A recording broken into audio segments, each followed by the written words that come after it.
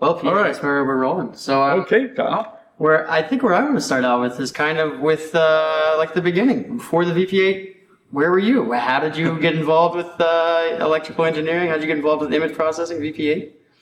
Well, electrical engineering, I got involved in electronics when I was 14 years old. I started in amateur radio and became my fascination and then ultimately my career.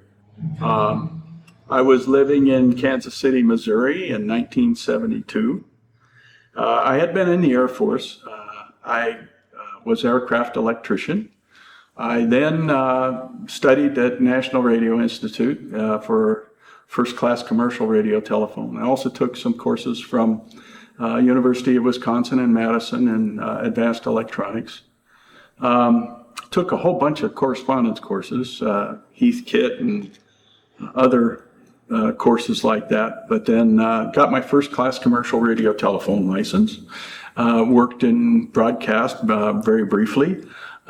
Wound up working in data management for a 17-state data network for Household Finance Corporation. And then in 1972, my life took a really sharp turn and I was out of work, literally had to declare bankruptcy. I was alone. It was a terrible time in my life. And laid on the floor of my apartment one night in Kansas City and prayed to God for help. And a day or two later, I got a call from one of the companies I had signed up with to help me find a job. And they said, might be a job for you out in Lawrence, Kansas. Okay, so I had to borrow money from my sister for gas and meal to go out and interview for the job. And it was in Lawrence, Kansas, and that's where these VP8s came from. All right. All right. So the short of the story is they said, if you can build 30 of those in 90 days, you got a job here for a long time. And I said, great, what does it pay? And they said, how about minimum wage plus 25 cents an hour for electronics engineering work, huh? So I pretty much said, why would I do that? And they said, well, we had a fire here about a month ago, almost destroyed the company.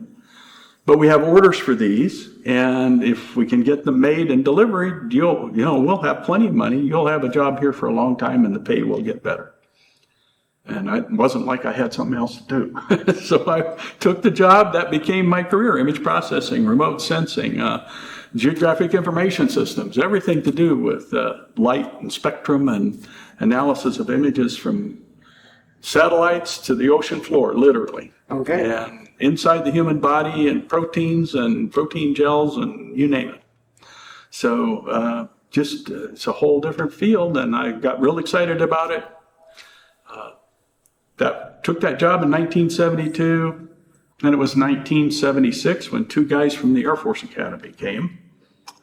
And they asked for one of those to be donated to them for some research they were doing.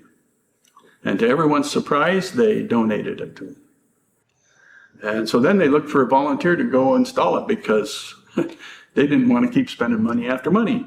So I have a sister and a brother-in-law, two nephews and a niece that lived in Colorado Springs. And my mom and dad lived up in Great Falls, Montana. I'm thinking family reunion. I say, you pay for the gas, I'll take it out there. That changed my life. 1976, 4 years after I got that job, I met Captain John Jackson, Captain Eric Jumper, and I was introduced to the shrouded terrain through their machine that they had that was donated to them by Interpretation Systems Incorporated, the manufacturer. Okay. So also, why were they putting the shrouded terrain image through there? Well, there was a discovery at Sandia Laboratories in Albuquerque in a lab ran by Bill Modern. And Bill had a VP8 image analyzer in his lab, and Captain John Jackson was a professor in physics. He came down on temporary duty to Kirtland Air Force Base. While he's there, he meets Bill Modern. The two of them are discussing different things about the images, and they start talking about the Shroud of Turin, and then Bill Modern says, wonder what would happen if we processed the image of the Shroud of Turin through one of these. Well, something happens that doesn't happen with any other image, okay? Yeah. And so, that's what happened. It was a discovery at Sandia Laboratories, and both of them being very familiar with image processing and understanding what this machine does, which is it just plots brightness is up and down. Brightness in a system like this is just a voltage that comes out of the camera. So the brighter the image, the higher the voltage. The darker the image, the lower the voltage. Normally has nothing to do with actual height or depth of whatever it is you're scanning, okay? Until you get to the shroud tree. And then all of a sudden it's three-dimensional by its brightness. That's what they found out. So they're able to prove instantaneously, scan with the camera and everything, see exactly what those brightness maps, what the brightness variations on the shroud look like. And they knew that was different from other images. It's totally unique. So, okay, what they wound up doing is launching the largest scientific expedition ever to study a single artifact. Began in New Mexico because of that discovery at Sandia Laboratories. Involved more people from New Mexico than from any other single place in the world. And launched, which is still the largest scientific expedition ever to study a single artifact, like a picture or a cloth or any kind of artifact like that. Yeah. Wow. You touched kind of on like the topics of like industries that you did, but yeah. Okay. Who are our main customers? Okay, the main customers for the VP8 image analyzer were people that were involved with Earth Resources Observation satellite imaging. So in other words, we have satellites up there, they're looking back at Earth, they get the images down, there's 10 different spectral bands of images.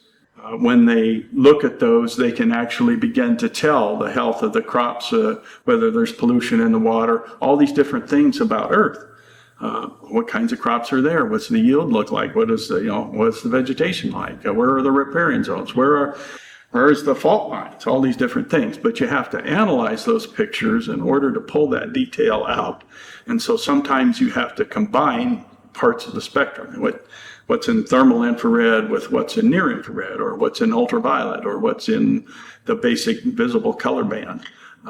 So anyway, that's kind of what that is that we do when we're looking out in space, when we look at the galaxies and we're trying to figure out what is that spectral content of those things. So it's very similar to that, except we're doing it with images of Earth. And they got a United Nations Food and Agricultural Organization contract, and they were delivering those. I was actually the one who wound up doing a lot of the deliveries, delivering those all over the world to different universities.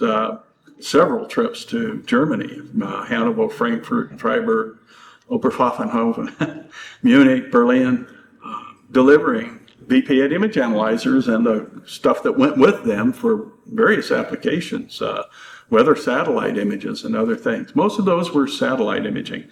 All of the different provinces in Canada, all over the United States, Turkey, Bangladesh, different places in the world, that we delivered these for doing those Earth Resources Observation satellite analyses using Earth Resources Observation satellite images and GOES images. So that was primary, I think, of all of them. Of course, there were a lot of medical applications that evolved too. So everything from the ocean floor to looking back from space. So they would also do X-ray analysis. Yeah, sometimes do X-ray analysis. There was one that actually evolved into a thing called a ventricular volumetric analyzer, where we take the images from a cath and a opaque blast into the blood system so that you could see how much blood was moved by the heart from systolic to diastolic, and gave them an estimate of how well the heart was working. Very interesting instrument. Have they used it on other artifacts? Not so much on other artifacts, except for things we've been requested to look at. Okay, so would you take a look at this and see if this is 3D? Well, we haven't found anything yet. Let's put it that way. Okay, so if we think about how this works, you want to do the explanation of that? Yeah, let's go ahead and do that. All right, well, see, so here I've got a checkerboard, right? And checkerboard's flat, right? But it's bright door. Yeah. All right, so if I take the checkerboard and I put it up there, The map says that checkerboard should be really bumpy because it goes bright, dark, bright, dark, bright, dark. Yeah. Okay, but the shroud image, oh, that's like real 3D. Yeah. So you can imagine that if we had a picture from the satellite at the top of a snowy mountain, okay, and it was wintertime. So, wow, it looks like it's really bright, so the mountain would look really high. And then the snow starts to melt. So then it looks like the top of the mountain is almost separated from the bottom part of the mountain because the bottom area of the mountain is above the timberline, okay? But there's no vegetation there and there's no snow there, so all of a sudden it's almost black. So you just changed the shape of the mountain considerably, right? Yeah. Just because the snow melted a little bit, right? So if I had, let's say all of a sudden I have a volcano, okay? And so the volcano goes off and it blows away all the snow. Well, we would think then that the dark that's there from the lava would make the mountain look like it was a hole in the ground, except that it's uniformly black. And so it looks like it's a plateau. So normally, bright and dark have little to do with actual height or depth. In radiation images or in energy images, radiation or energy dissipates by the square of the distance it travels. So if we consider that we're taking an image where it's mapping the distance of travel of energy, then we're looking at that reduction or degradation of energy over distance that it's traveled. That's kind of complicated, but think about this. We have a three-dimensional image of the full front and the full back of a person inside of a cloth. And there's only the frontal image on one part and only the dorsal image on the other part. How do you get an image that's 3D by energy from a body that's inside that cloth? Especially when it has to go up to make one image, the frontal image. It has to go down to make the dorsal image. And it has to come from the same person at the same time. How does that work? We don't know. So there's where things break apart. We can't answer the question of how did that image get to be on the cloth. We know how it exists on the cloth, but we can't tell you how it got there. Well, what do you think the significance is of the three-dimensional nature of the image on the cloth? It suggests that, first of all, that there's no other image like it anywhere. Secondly, it suggests that change in the actual cellulose structure of the flax linen fiber is due to a sudden, very powerful burst of energy uniformly from inside the body. And it has to travel in two different directions when it happens. And it changes the cellulose structure of the flax linen fiber itself. The cellulose structure of a fiber is about the same diameter as a human hair. The structure on that changes where the image is as opposed to where it's not. And of course, we've looked at some images here already, and you've seen how high a resolution this is. So this resolution is in microns, okay? And the fibers are in microns. They're the diameter of human hair. Where that change exists is a change in the molecular arrangement of the carbon molecules within the structure of that cellulose fiber. The only way we've been able to come close to generating something that simulates what we see on the shroud is with the medium wavelength UV laser. And we're pretty sure nobody had one of those in their pocket at any time that they consider the time for the shroud. So thus, most of the theories then become it's some sort of energy. There's no image on the opposite side of the cloth. So in other words, if I just take the cloth and I lay it over, there's no image on this side, there's only image on this side. But he's inside,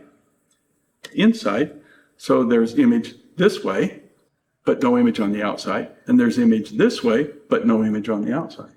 Okay? Only on the inside. We know that because that's where the blood stains are, right? So high energy came from where? How do you reproduce that? Well, we can't. So our answer always is, well, we got a theory. Well, maybe it's alpha particle. Maybe it's beta particle. Maybe it's almost like a singularity. Instantaneously, the body's gone and there's huge amount of energy in a very short period of time. And maybe the cloth goes through the body. Maybe. We can't do those events in a laboratory yet, okay? Yeah. And it would have to come from inside a body, so it's really hard to find a volunteer. Yeah. So nothing, you said the UV laser would make similar type of like... A change in the molecular arrangement in the carbon molecules in the structure of the flax linen fiber. So that's the only thing that we know of that would do the same thing to the fabric. Well, there may be other types of energy that we could use to cause that kind of a change, okay, in the cellulose structure of flax linen, but that's one that worked, okay? So it's a change in that carboxyl arrangement. That's, what else can you say? I'm not a physicist, so. I mean, it sort of like leads you, the way you're framing it sort of leads you to this moment almost where... a very short, brief period of time with a very, very high amount of energy. An unimaginable amount of energy in an unimaginable short period of time. Likely emanating from a body. From inside of the body. If I have an X-ray, and here's the source of the X-ray over here, and my back is back there, and that's where they put the X-ray plate. And all of a sudden, the X-ray excites over here, and it exposes the film on my back, and everything between my front and my back is imaged onto that plate. This is different, okay? This has to come from within the body. It can't come from outside the body. Wow. You know, Pete, you said you were going to blow my mind, but I mean, I didn't really get the we're kind of like, I don't know, it's this one moment, it seems like a really big thing that made this image. I don't think I'd want to have been in the room when that happened. I don't know what to say. I'm not a physicist. There's a lot of really good information on the internet about all of this, and there's some brilliant physicists that have studied this. I'm kind of giving you an electronics engineer explanation of something that I have not personally been able to really expand upon because I've not been at Los Alamos working on stuff like that, and I've not been at Sandia working on stuff like that, and these people have been. Yeah. They're brilliant minds. Several of them, and you can find these papers through our website or through the shroud.com. So our website is shroudnm.com because we're in New Mexico, and this is our little museum here. Yeah. All right, well, okay. What does the shroud mean to you personally that you've done all of this for so long and that you've made this museum? Okay, well, all right. In 1976, I was not all that full of faith, shall we say, okay? After I was introduced to the shroud, and I laid out the circuit boards for these. I delivered them all over the world, okay? So when I saw what I saw in Colorado Springs with that machine and a shroud image, I knew that was different, okay? That doesn't happen with other images. And so, yeah, that began to change my faith. Okay? I can be a very slow learner sometimes. Okay? So there were a lot of transitions in my life, but as I continued to learn about the shroud, I began to, understand this was not just some artist went in with a paintbrush and did something. This is way beyond anything that any artist could possibly imagine to do. It's when we hear about the shroud, image. Well, it's more than that, because the blood is real blood. There's bilirubin. There's metabolic responses. There's that the blood didn't change color. There's pollen samples and dirt samples. There's so many things about this image and the things that are associated with it. It was studied as a piece of evidence that was found at a crime scene, okay?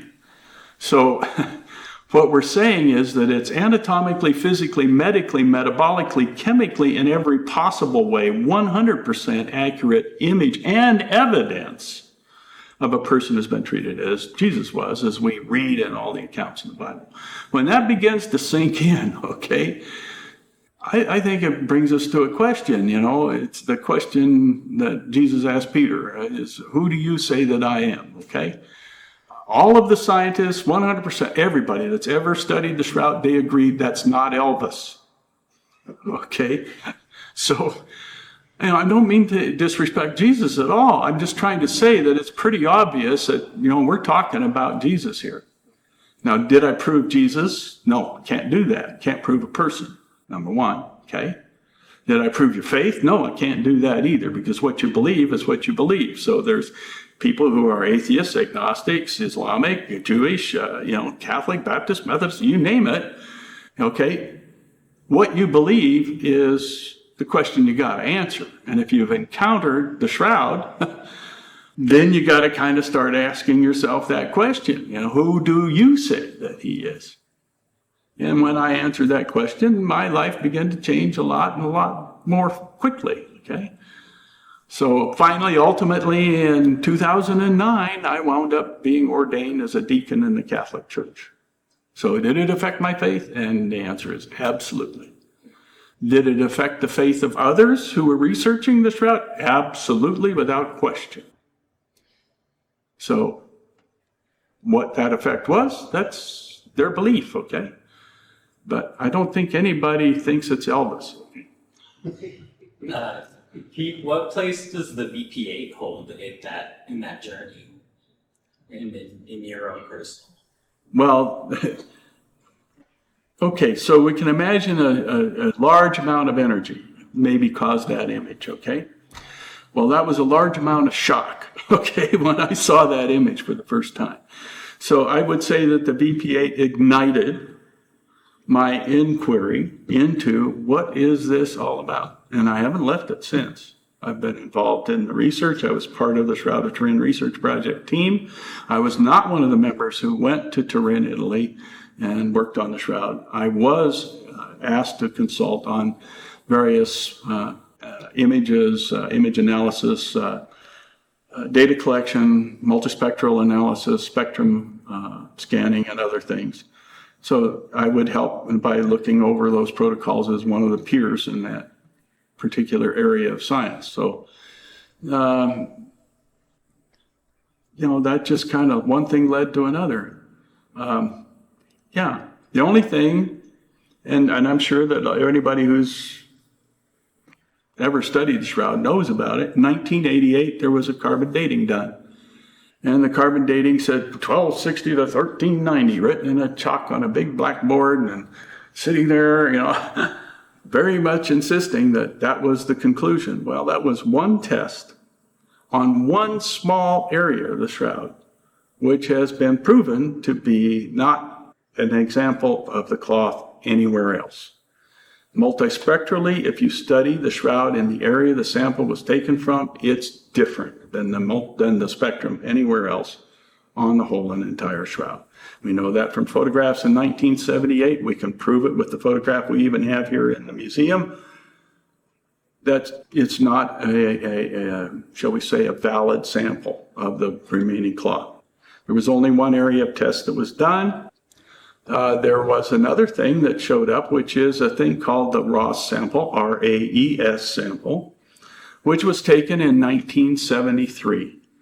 And where that sample was taken from, if you look, there's where the shroud was covering the backing cloth until 1973. Okay, where you look there, you see that backing cloth is clean. And I firmly believe that those Poor Clare nuns who sewed that backing cloth on in 1534 In 1534, they did not sew a dirty backing cloth onto the shroud of Turin. It would have been very pure, very clean, very new material. But where that sample was taken off in 1973, the shroud was covering the backing cloth, protecting it from getting contaminants on it, where the shroud was covering the backing cloth. So the backing cloth looks clean there. Well, if we think about that for a few moments, you've got things there in that area where that sample was taken from that have gone onto the shroud since 1534. Absolutely, without question. And that means new carbons. So what do you got? Okay, well, there's papers out on that too, and I refer you to the websites to find the people and the places where those things have been studied. One of those persons was a guy named Ray Rogers, and he's from New Mexico. And he did a test called vanillin aging test. And he said that the absolute newest the shroud can possibly be is 750 AD, and it's probably much older than it. So I'll refer you to him. And then there's been tests that have been since done. So, but that's the only thing. There's nothing else that says it isn't what it's billed to be. Before we keep going, could we point that camera either at Pete or Kyle or somebody? Oh, to get the we net? can get this- Yeah, I can sit in front of it instead of moving the setup. Yeah, you can see up and down, but it's not 3D. And another cool thing, And the shadow, you definitely see the shadow there. almost like you got a skeleton there because you're letting the light through. And Oh, yeah. yeah, that's so wild. Yeah, then Anyway. you've got like the brightness on my eyeyebrows is coming across really well. Yeah. Oh, yeah. If you've got a dark shirt on and you put your hand in front of your shirt, like I will do that. Well, there you go. My hand is inside my body. No, it's not. Now, when you talked about the your life before the interpretation systems incorporated, and this sort of unlikelihood that you would kind of take this job. And I don't want to get too personal with you, but I do kind of want to ask, do you feel like maybe that was like you were kind of being led as part of a vocational calling? Well, it certainly turned the corner in my life in terms of pushing me stronger towards my faith. Yeah. Was it instantaneously? No. Did it develop over time? Yes. Did I continue to have curiosity about faith and religion and what do you do with this answer that you got to come up with? Who do you say that I am, right? So, the big event probably that pushed me over the edge in terms of putting my life in God's hands in terms of ordination. I was in Arlington, Texas. I was a member of a church of St. Joseph's Catholic Community Church in Arlington, Texas. And I was there one morning at Mass. It was a Sunday. We'd been praying for vocations to the priesthood and religious life, and had been praying for that for a long time. And I was sitting there, it was time at communion, and I had gone down and received, and I had returned to the pew. And I'm sitting there, and it was almost like I heard a voice in my head. I don't know what it was, okay, but it was very, very clear. Nobody's raising their hand. And so, what? And I actually turned around and looked to see if there was anybody behind me, but there wasn't anybody right behind me. So I'm just kind of enjoying, I'm watching. It was kind of an amphitheater kind of a church arrangement. So like, a parabola, part of a parabola. And these people are streaming down to receive communion, which to me is, they're coming down to receive the body of Christ, the blood of Christ. They're coming down there, to be part of his body, to receive that wonderful gift of the Eucharist. Wow. And I'm kind of, wow, that's really cool to see all this happening. And I hear it again. Nobody's raising their hand. And I'm thinking, what in the world, and there's nobody behind me. And then it dawns on me. Nobody's raising their hand to answer what we've been praying for, which is to answer the call to, be a priest, be a deacon, be an ordered religious, to be a consecrated religious. Nobody was doing that. Didn't seem. So after Mass, I went home with my wife. I prayed. I said, when I was at church, this funny thing happened. And I think maybe I've got a call to become a deacon. And she said, well, I was wondering what took you so long to figure that out. I had no idea. She felt that way. So that began the journey for me to become a deacon. 4 years into the program in Arlington, Texas. It's a 6-year program there. And we had decided we didn't want to live in Texas anymore. We had been hailed out of our house with a softball-sized hail. We were getting very used to waking up at all hours and listening to tornado sirens in the day and the night. And that was not a good place that we wanted to retire. So we started looking for places to retire in the Southwest. So I told our bishop, I'm sorry, I appreciate the opportunity to have been studying, but I'm not going to be able to complete here because I'm going to be leaving. We're going to retire. So in 2006, we retired and moved to Alamogordo, New Mexico, of all places in the world. We told our friends that we were in the witness protection program. They didn't understand. Why do you want to go there? It's a beautiful place. Don't tell anybody. Anyway, so we came to Alamogordo, and I called the diocese office just to see if there was a possibility of becoming a deacon here. Oh, we have a class forming in October, and we'd just love to have you sign up, but you'll have to start again. Okay, if I'm going to be a deacon, that's what we'll do, It's in God's hands. It's not mine, Okay, I'll do what I can. Well, 2 years into the 4-year program here, I think they figured out that they couldn't teach me anything anyway because I'm, Schumacher, stubborn and German and whatever. And so I got ordained. And so I'm the only deacon in the Diocese of Las Cruces who spent 6 years in a 4-year program to become a deacon. Okay, yeah.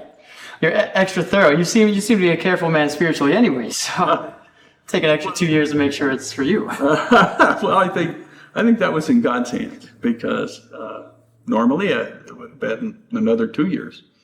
But evidently what the bishop saw and said, okay, we're going to have an ordination. And so I became Deacon Pete in 2009 in June. Actually, I'm from Texas as well, and we got hailed out of a place, El Dorado, Texas. We say El Dorado because that's, Yeah, it's Texas thing. but we had a place out there, just kind of a trailer house, and we had basketball-sized holes in our roof. Oh, man. Yeah, that kind of set our trajectory in life a little bit different. But yeah, I know this a storm in Texas can change your life. Yeah, definitely changed my direction for where I wanted to live. That's for sure. Well, it took out our cement tile roof, and there was no decking underneath that, so we had water just coming in at 6-inch an hour rain into the house. We didn't lose any property inside the house, but it totally gutted it. So we had moved everything under tarps and wherever else we could find a place where there was a pitch in the roof enough that we could, in the ceiling, in other words, in the sheetrock, that there was a pitch enough in the roof that the water would come off to the sides, and we put everything in there. So, it was fun. Myself, my wife, 2 daughters, and 2 dogs, and survived it all. And 6 months later, we were able to move back in. Not that it was damaged much. I would imagine that was kind of where you were. Well, we had totaled it, right? Yeah, we didn't. It was kind of we didn't have insurance or anything, so we just lived with my grandma after that. And had to move towns, and ended up in Lubbock eventually. But and then I came out here. Just there's another weather story involved with my moving out here, but you just blowing around, huh? Yeah, well, the wind in Lubbock will do it. Let's see, what else was I getting? There's a song about that, Drifting Along with the Tumbling Tumbleweeds. It's a Gene Autry song. Nice. There's Happiness is Lubbock, Texas in my rearview mirror. Yeah, I know that one. Oh my. Let me grab some water. Sorry, Texas, we're happy. So, the energy theories, okay, is there anything in the Bible that might kind of hint towards something like that? And there's a story about Peter, James, and John, and they go up the mountain with Jesus. So Peter, James, and John, they go up the mountain, Mount Tabor. And while they're up there on Mount Tabor, according to the Bible, his face, Jesus' face, becomes like the sun, and his clothes become like light. Now, there's different descriptions in the different Gospels, but they're all suggesting that there was something very bright and very brilliant that happened not only to Jesus himself, but also to his clothes. Okay. I call that preview of coming attractions. Okay?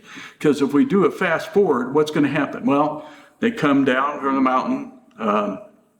Jesus tells them that, hey, we're going to go to Jerusalem now, and I'm going to suffer, and I'm going to die, but I'm going to rise in 3 days.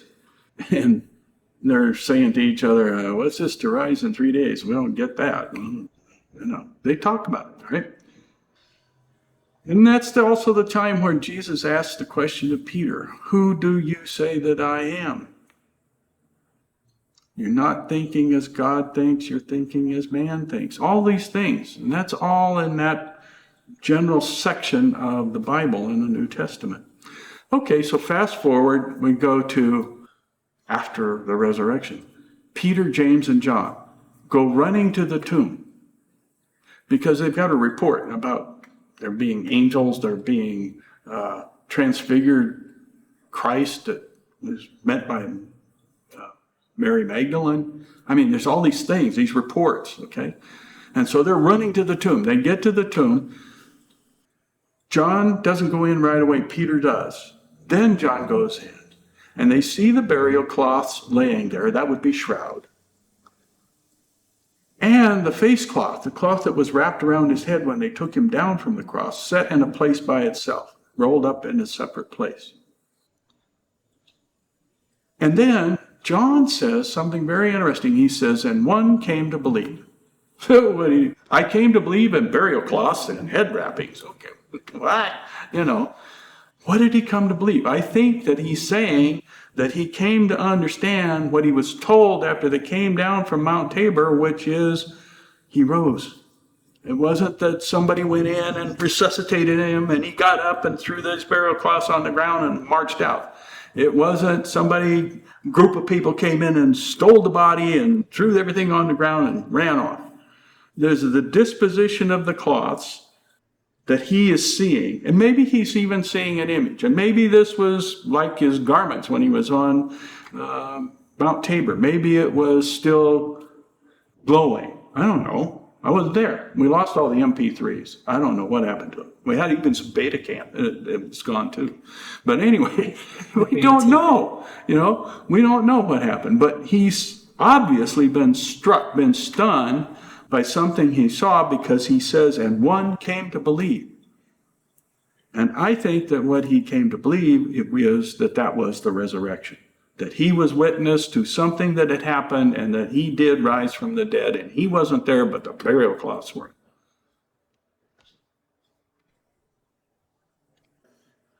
Do you feel more engaged with the mystery or the certainty that the shroud gives you? Do you understand what I mean? Okay, well, that's kind of an interesting question. The mystery or the certainty? Well, there are certain things about the shroud you can't deny. It exists, okay? The mystery. Why would someone do what Jesus did? If this is Jesus, okay, why would he do that? It gets into a whole bunch of questions that you can't immediately, directly, and definitively answer and satisfy yourself for every day. No, because every day is going to be different. You're going to have good days. You're going to call on him, be with you, or you're going to say, oh, I don't believe in that. Yeah, I'm just going to suffer through this because I like suffering. I don't know. Why did he do this? It's obviously, if you understand his life and the story and everything, he did it because of love. He did it because he cared. And it wasn't some random individual, it was the Son of God. That's my belief, okay? So there, my faith has a certain reliability in what I hear in the Gospels and read in the Gospels, even from the Old Testament. Because when we look at the shroud and the image of the shroud and all of the things that deal with the shroud, we even find things from the Old Testament that were prophesied by Isaiah that are present in the image and the evidence that's on the shroud. So mystery, oh wow, it's not solved yet. Not even close. We can't do a resurrection event in the laboratory yet. It's just not possible. And besides that, like I said, it's hard finding a volunteer. I think it's so interesting. It's like an actual veil that we can't peer behind. There is this event that is likely very powerful, unexplainable event that happened on the other side of this piece of fabric that we can just kind of, is maybe just not for us to be known. Well, at least not yet. If we consider something, the shroud looked like this, except for the burn holes and stuff, okay? But the image looked like that since the time of the resurrection of Christ. We can trace it back to that time through a story about a guy named King Abgar V, who's a king of this little kingdom called Edessa, which is modern-day Silurfa, Turkey. And he receives a cloth bearing an image of Christ not made by hand. He had leprosy. He's cured of his leprosy, so he makes his whole kingdom able to follow Christ. And at that time, right after the death and resurrection of Christ, that was not a real popular thing to do if you were a king, okay? It could have been really bad for him, all right? But he did it, and that's recorded in history. So what do we have? That was interesting. We had a light that went out. Anyway. How long is that cord? Because we can reach from here. Oh, Pete has one. Oh, it'll stretch to this, right? Okay. I brought all that stuff in case maybe you needed it. Well, But I also brought some coax so we can hook up to the XYZ display. We can hook up to the RGB monitor. We can just have more fun. yeah, pretty soon we're about to, I guess once we get. I'm thinking that I'm going to need some blood sugar before too long. I had to eat a piece of candy. Oh, yeah, so that's, yeah. We may have to go eat. Do you want to take a break and go? What do you guys want to do? Say pizza? Yeah. Okay, so Pete, would you mind showing us how you use the VP8 to analyze the shroud material? Okay, well, so any study that you're going to do with the VP8 image analyzer is that you put the image in front of a camera. In this case, we have a black and white camera that's research grade, and we have an image that's research grade, which is the image we have in our museum. So then what we do is we bring up the camera and adjust the focus and get the scene we want. And that's what we use this monitor for mainly, is to actually orient ourselves relative to the picture that we're analyzing. Then we might want to look at the isometric projection, which is, if we remember studying in high school, you're doing an XYZ plot of values, where it is horizontally, where it is vertically, and how much depth it has. And the depth in this case is how much brightness is there. So bright and dark goes up and down, and that's what happens with this. So if we rotate this, we can actually see and change the relief, how much amplitude we're giving to the image. We can see that it actually has a three-dimensional characteristic. We can tilt that. We can rotate it. And we can change the relief on it. And what we see is that the nose has a ramping to it, that the cheeks have a rotation off to it, that this has the real form of a person. So those brightness values that we're analyzing in this case are actually related to real height and real depth. If I put myself in the picture, okay, then you can see that there's outlines of things, but it is not 3D. My hand is not inside my head, even though, and that is not a dent in my head. Okay, those are things that are reflections and shadows and things that don't have anything at all to do with height or depth. Probably the easiest explanation of that, of what this machine actually does, this is a chessboard, it's flat, but if I put it in front of the camera, it thinks that that checkerboard is bumpy, that bright and dark go up and down. And we know that's not true. So it does not normally produce a three-dimensional image. When we scan the shroud, the brightness values in the shroud, when you make a map of those, it becomes a topographic map. It becomes a profile, actual relative height and depth of the person that's in the cloth. What does the top part of the VP8 do? That's where we see the different modes for this monitor, okay? So this monitor is basically it's an oscilloscope, but it's being driven by signals that are being processed in this analog computer, which is the VP8 image analyzer. So that's wired to do certain functions, and this particular function that we selected is the isometric projection. We can also do profile, which is just take all the lines in the image and show the brightness variations that are changing on every line in the image, superimposed one on the other. So it's almost like we took those brightness values and laid them flat so that we can see them all together. But we have an ability to look at just one of them. I can turn that down, and now we see just one line, and that would be this line, the horizontal line. And as we move that, we'll see that line change in its shape as we go across the image. So this tells us what line we're looking at, and this tells us what values are changing on that line, just that one line out of the whole picture.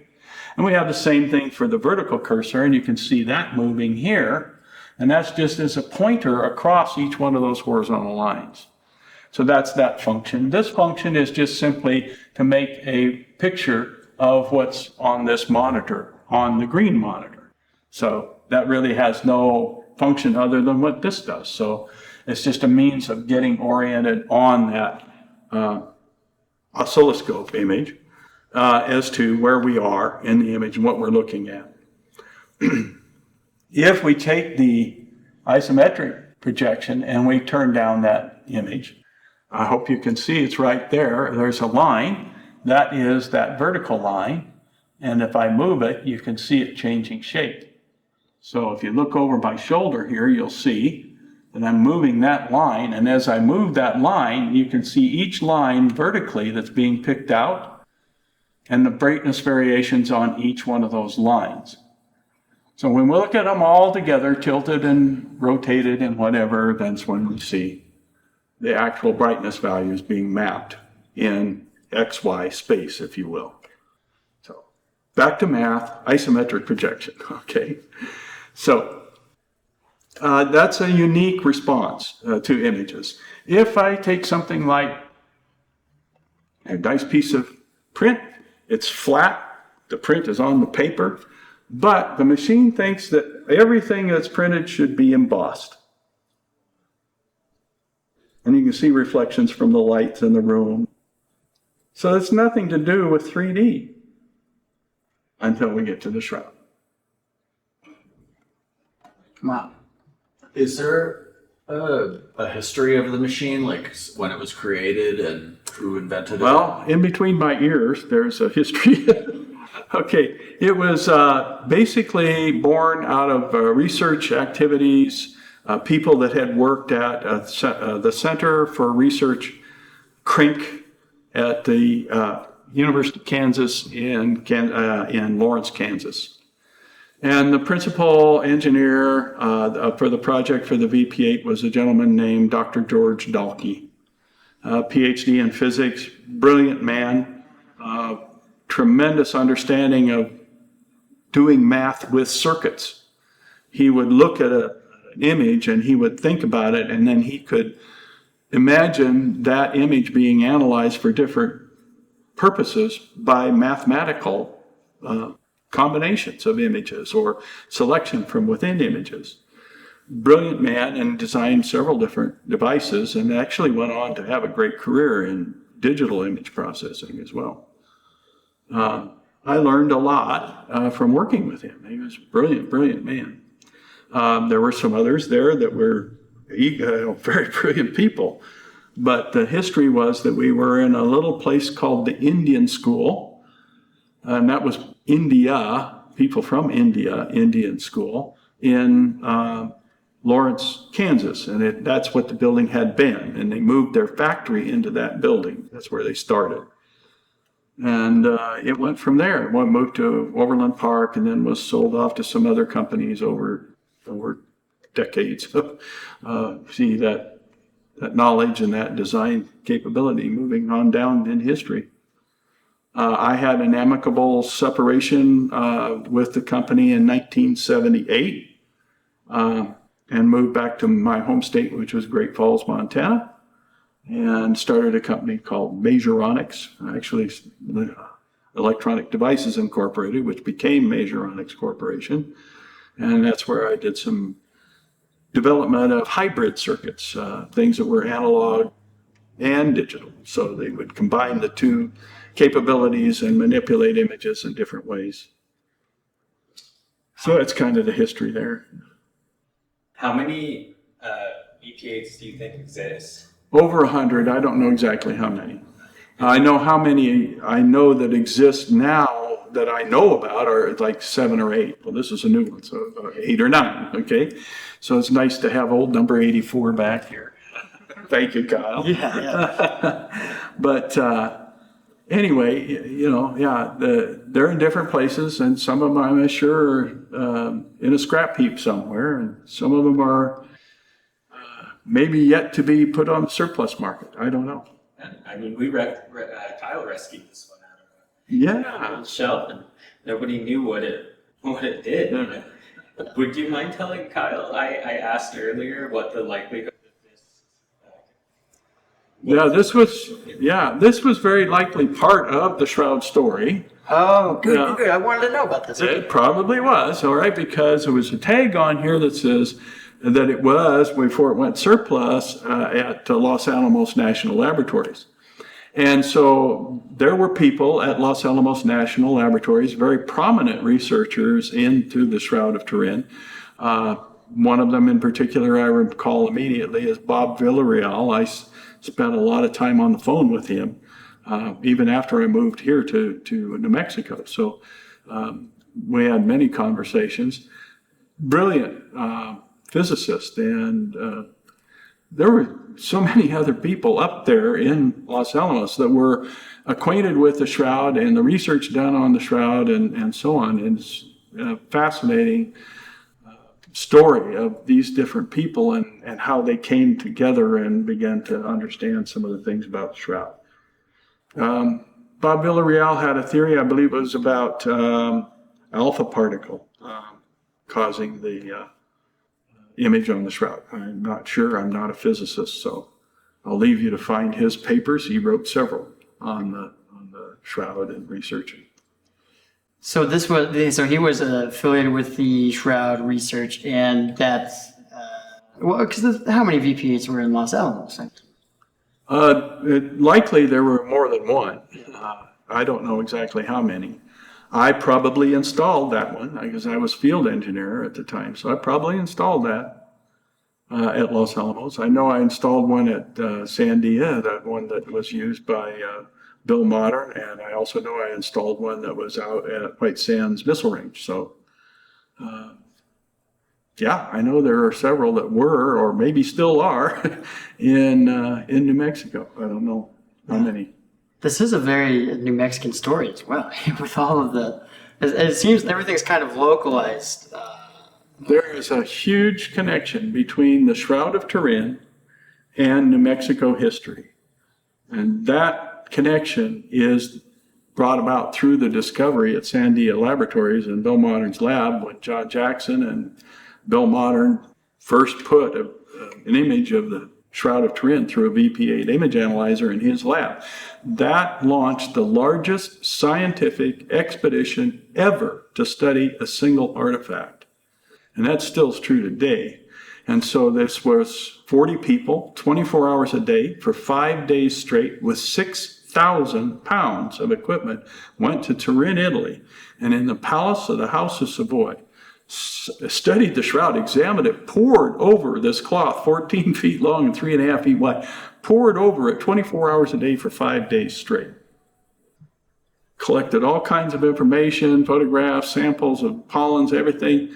Studied that for 2 years, came back to New Mexico, had a press release in New Mexico in Albuquerque in 1981, I think, and explained to the world basically what they had done and what they had discovered and what they had proved and what they were able to conclude and what they weren't able to conclude.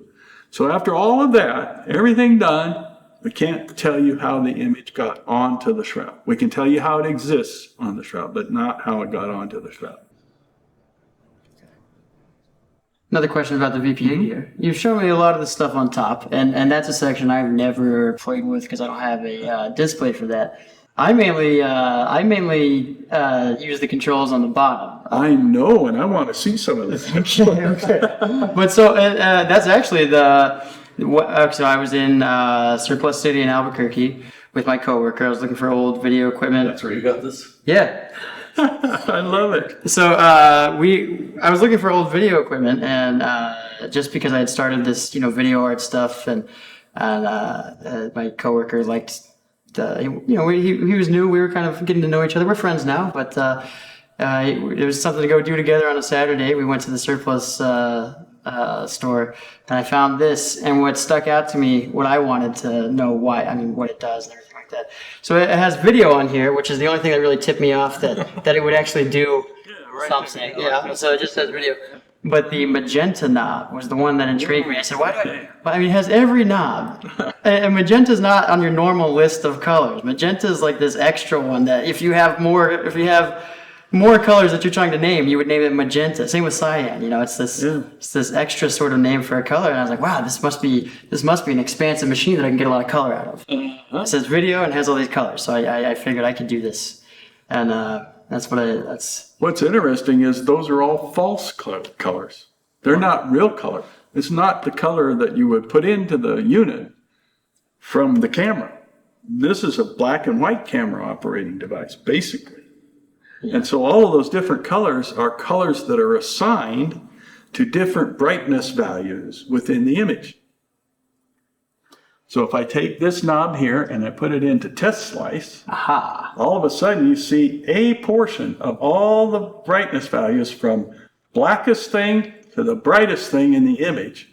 That little group right there, from one little place in the range of brightness values to the next little place in the range of brightness values, those are the ones being lit up. And if I turn down the background brightness and I turn this switch over to those are all those brightness values within that range of brightness that are in that image. Okay. We selected one. But what happens if we select a different one? Or a different one? Or another one? And so we can see that ultimately what winds up happening is the whole picture winds up getting selected or turned bright. So we just have different ranges of brightness, and we can change those ranges of brightness with that knob right there. Okay, or this knob right here. And we can change a wider range of brightness values or a narrower range of brightness values. Well, I'm actually, so here's where I'm a little confused. No, I would be getting coloring. Yeah, I'm kind of confused about that myself, Kyle. That's one of the reasons I want to see what you do. All right, let's see this guy here. All right, I'll put us on camera if we can. Oh, wow, okay. From the shroud here. See what's our deal. Oh, this thing has vacuum tubes in it. This is not on. Oh, that's why. This happens more often. I'm a technician, an engineer, so. That's why you noticed. Yeah. But I also worked with vacuum tubes, so. Wait a second, guys. All right. Okay, it's not synchronizing, so. What are we? Hang on a second. Wouldn't it be weird if I couldn't get it to work? Oh, no, you're.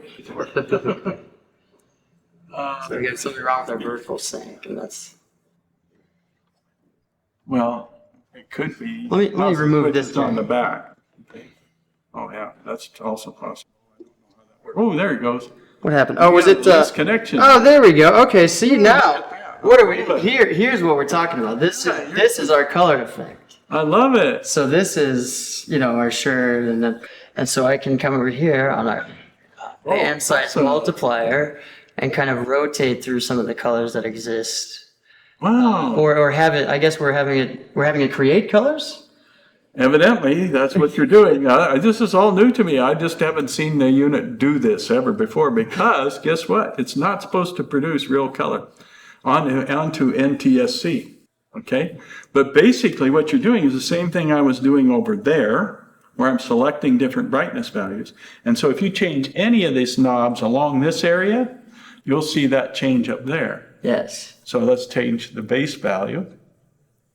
Okay, and let's take the base value up. Okay. And then we'll take the base value down. Yeah. Okay. And then we'll narrow that color, and we'll narrow this color, and we'll narrow this color. So what we're doing is we turn these knobs counterclockwise. We're narrowing the range of brightness values that are covered by that particular color. Okay.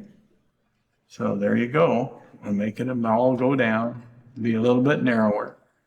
And then we can move them through. Oh, that's very psychedelic. And of course, you got the background on. When you turn the background off, you lose your sync, okay? Because that's the black and white component in the system. So if I turn the intensity control down here, okay, I lose sync. Why? Because we brought the sync level down to where it's lost sync. And that's because it's a composite signal, or is it? It's a composite signal that's coming out, going into unit there, okay? Your color monitor. Yeah. Yeah. That's just absolutely awesome. Yeah. So you have a device there that's changing the NTSC signal into an RGB component signal, right? That's not what this does. No. This. What is it? Let's turn it on. A couple of the feedback loops. We have a gain knob. Sometimes it doesn't do anything. And I feel like, it does. It doesn't interact with this piece of machinery very well. But I have some other. This is extra. This is extra because we don't need this at all.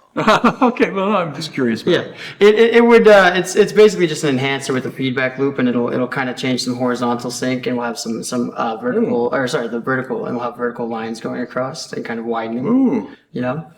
I wonder if that's when we turn this down.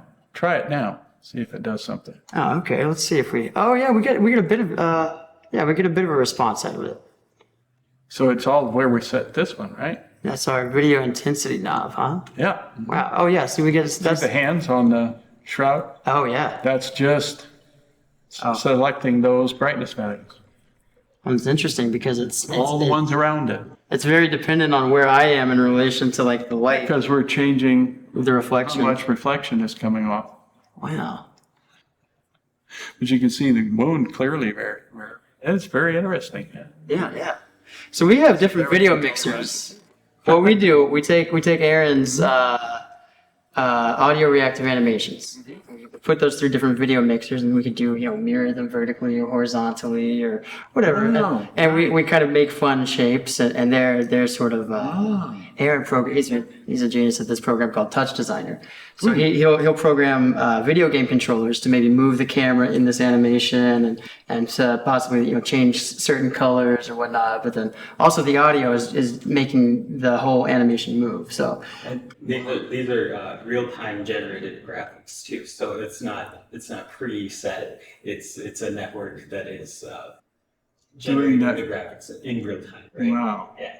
Nice. yeah, Would you want to demonstrate? Another thing we use in a lot of our setups, at some point there will be a feedback loop with a camera. Would you want to demonstrate? Ooh. so yeah, let me show you. Camera feedback. Some of the camera feedback is great, yeah. Especially with this with the VP8 sort of flavor and texture that They're we inside each other. Yeah. can get, yeah. Ooh, nice. It's peering at itself, Oh yeah. And that's video feedback. Oh, I love it. But with these constructed sort of Yeah, look, extra like a intense. tornado. That with those things we talked about that were in Texas. But see, so and this is dependent on the kind of colors and textures I get out of this. It's dependent on the output I have it in. So I get the most out of the red output and I think the blue output, and then the regular video output. That's our pizza. Okay. Okay, I think that's a pretty good. That's a pretty good time to take a break, huh? Yeah, I think so. Okay, I yeah. think we should hook up. Well, while you're doing that, I'm going to hook up an oscilloscope. Really? Oh, to this? VP. Oh my gosh. And we're going to do a video feedback thing. Now we're having. Oh, now we're having fun. Oh my god, the video. Okay. I don't get much at all. The blue is great, and then the regular video output is great. Yeah, all of those are the green. I just never really touched because it's. Well, I don't like the way it looks. we should do also, what does it look like on an RGB monitor? So that you can see all the colors RGB output working together.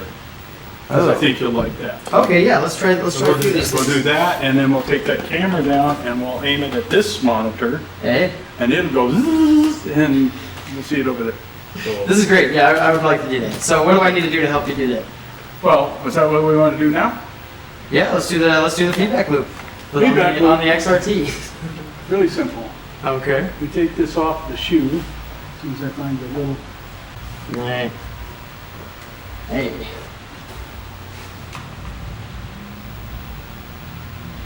Come on, feedback, baby. That's interesting. Oh, whoa, you get a decent kind of weird shape on that. Well, that's the reflections off the monitors. It's Yeah. not feedback. Hey Pete, who sculpted this this figurine of the man in the shroud? Okay, there's a woman named Isabel Pisek who did a mural for the Vatican at age 14. Then she became a nuclear physicist. She passed away a few years ago. Wonderful woman. She did the model for that. Brilliant, brilliant woman.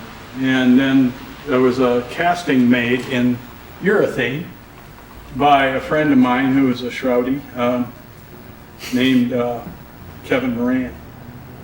And Kevin, there it goes.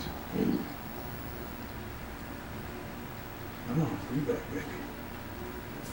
Do you see on the green line? Yeah, that's interesting. Get it to spin. It would really be nice. Oh yeah. Actually hanging out at an angle. And move that trying to Sorry. go too straight. There it goes. Hey now. Hey.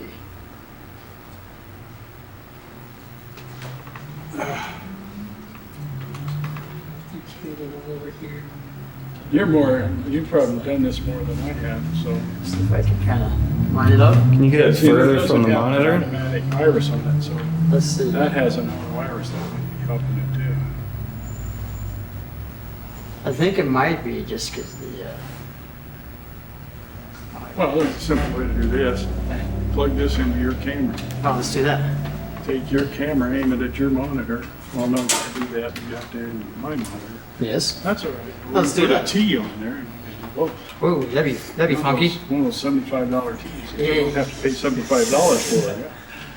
Oh, Yeah, okay. Oh, there it goes. Oh, man, yeah. See, that's a little wider angle lens. That's what's Yeah. doing it. There, now that's going to look pretty weird. Oh yeah, that looks very It's almost strange. like a tornado. It's like it's kind of like making a hole down in the middle, you know. Oh, well, do you want it to make a mountain? Let's make it make a mountain. Okay. Treat there with these and go the other one. Oh hey. This See, I'm trying to load up the feedback. Oh, yeah, there it goes. Oh hey. Cool.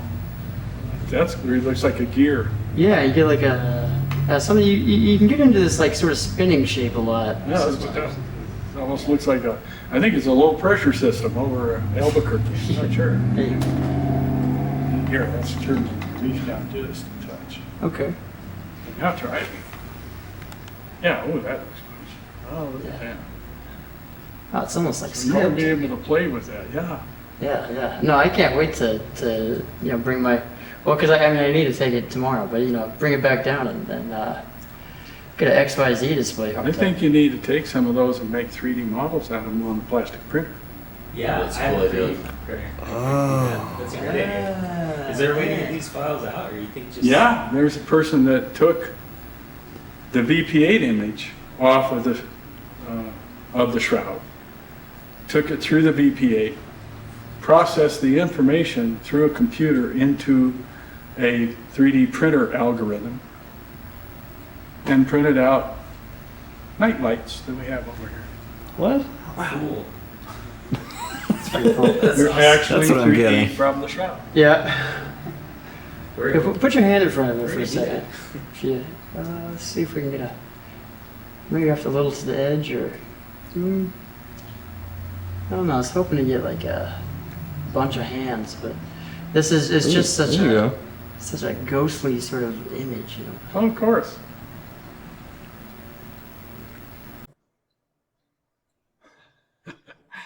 That's one of the things I like about the isometric displays. Yeah. Some of the lines pop right up so high that wind up, it looks like there's nothing there in this spot. That's awesome. So we make the holes again? Let's make it holes again. Oh, sure. So this image above the display here is, this image above the display, is it printed in a certain way that it would also, let's see if I can, No, that's No. lens lenticular, so okay. Okay, well, yeah, this is amazing. Yeah, I guess I gotta get my isometric display repaired. I think so. Yeah. And let's see what it looks like in RGB. Huh? How Okay. about that? Yeah. All right, I'm going to bring you 3 cables. I got to get to it first. Okay.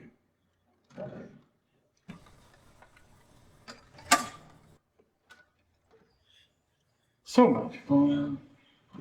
I don't have a chance to play very often. Yeah, to break out of the, well, that's kind of, I mean, You know, it's a fun thing to do.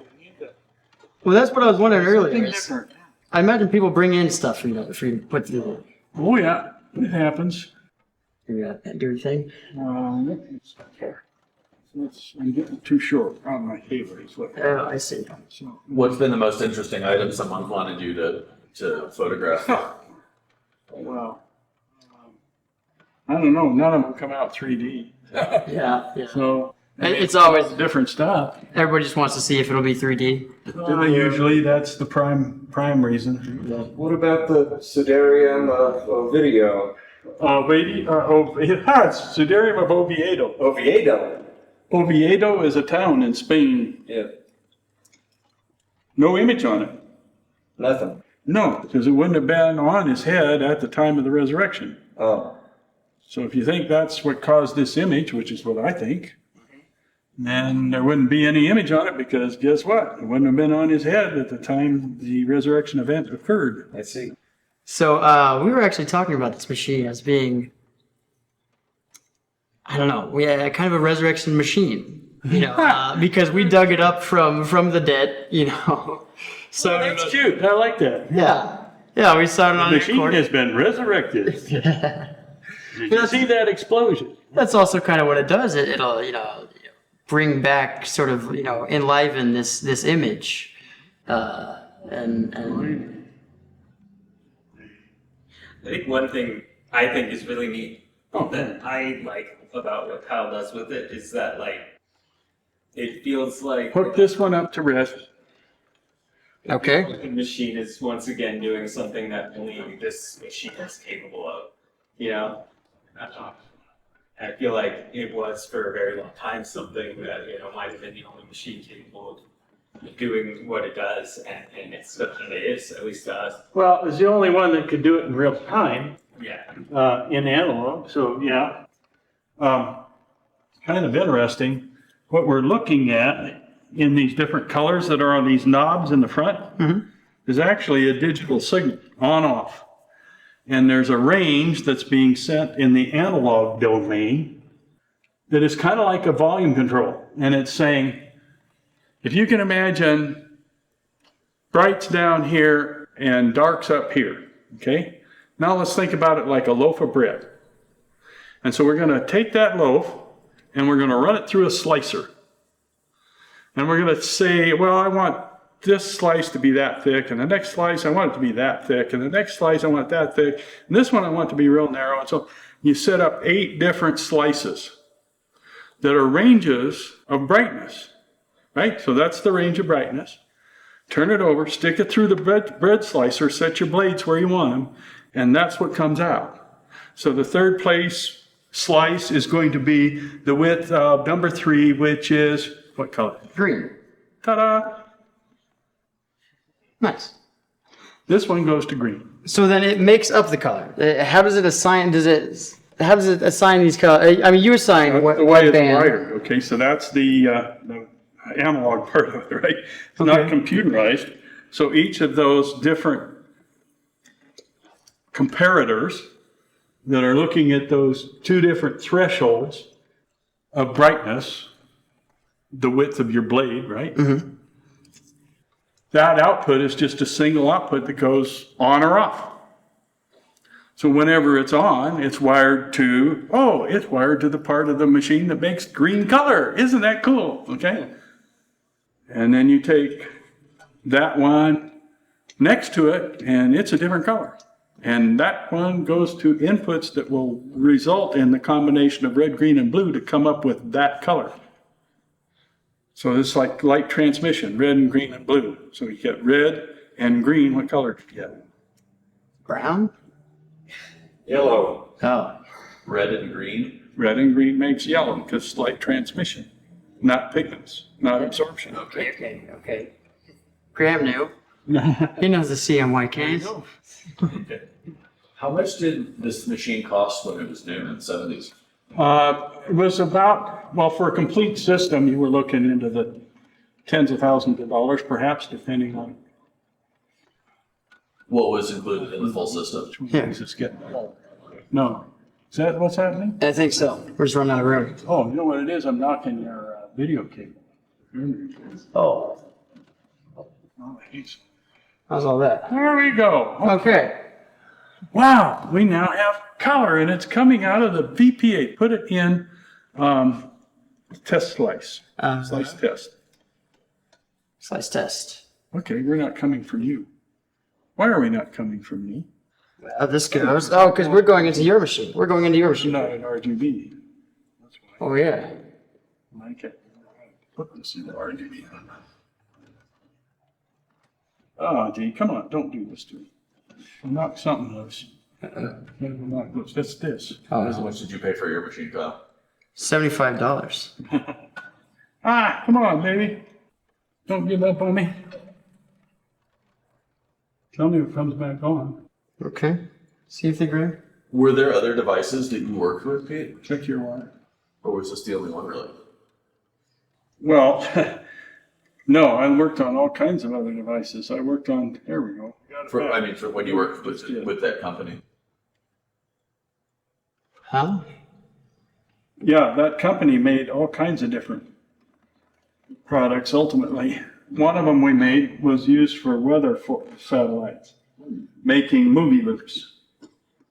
So the first times that you began to see clouds move, wow, from the GO satellite, wow. You had a big disc, about that big around, it was about that thick, nickel-plated disc. And you would record onto that disc the clouds as they were coming down from the satellite 15 minutes ago. Then you do that every 15 minutes and you'd store it onto this. So you'd add a new one, take off the old one, add a new one, take off the old one. Okay, and you got 15 of them or so on there. So now when you hit the play button, after you did the recording of the most recent one, you'd see the clouds move from 15 frames ago to current frame, which were 15 minutes apart. So you could see the clouds move over the course of the day. Isn't that awesome? Amazing? Yeah. Then you get Doppler radar and turn on your TV and more information than you know what to do with. TMI.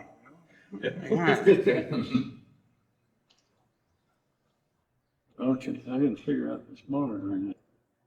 RGBA. Component. Oh, that's component.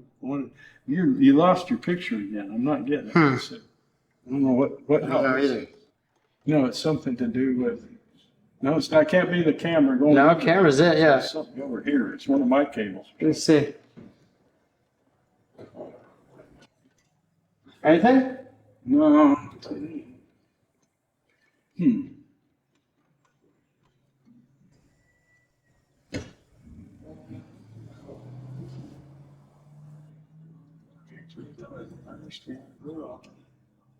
Component.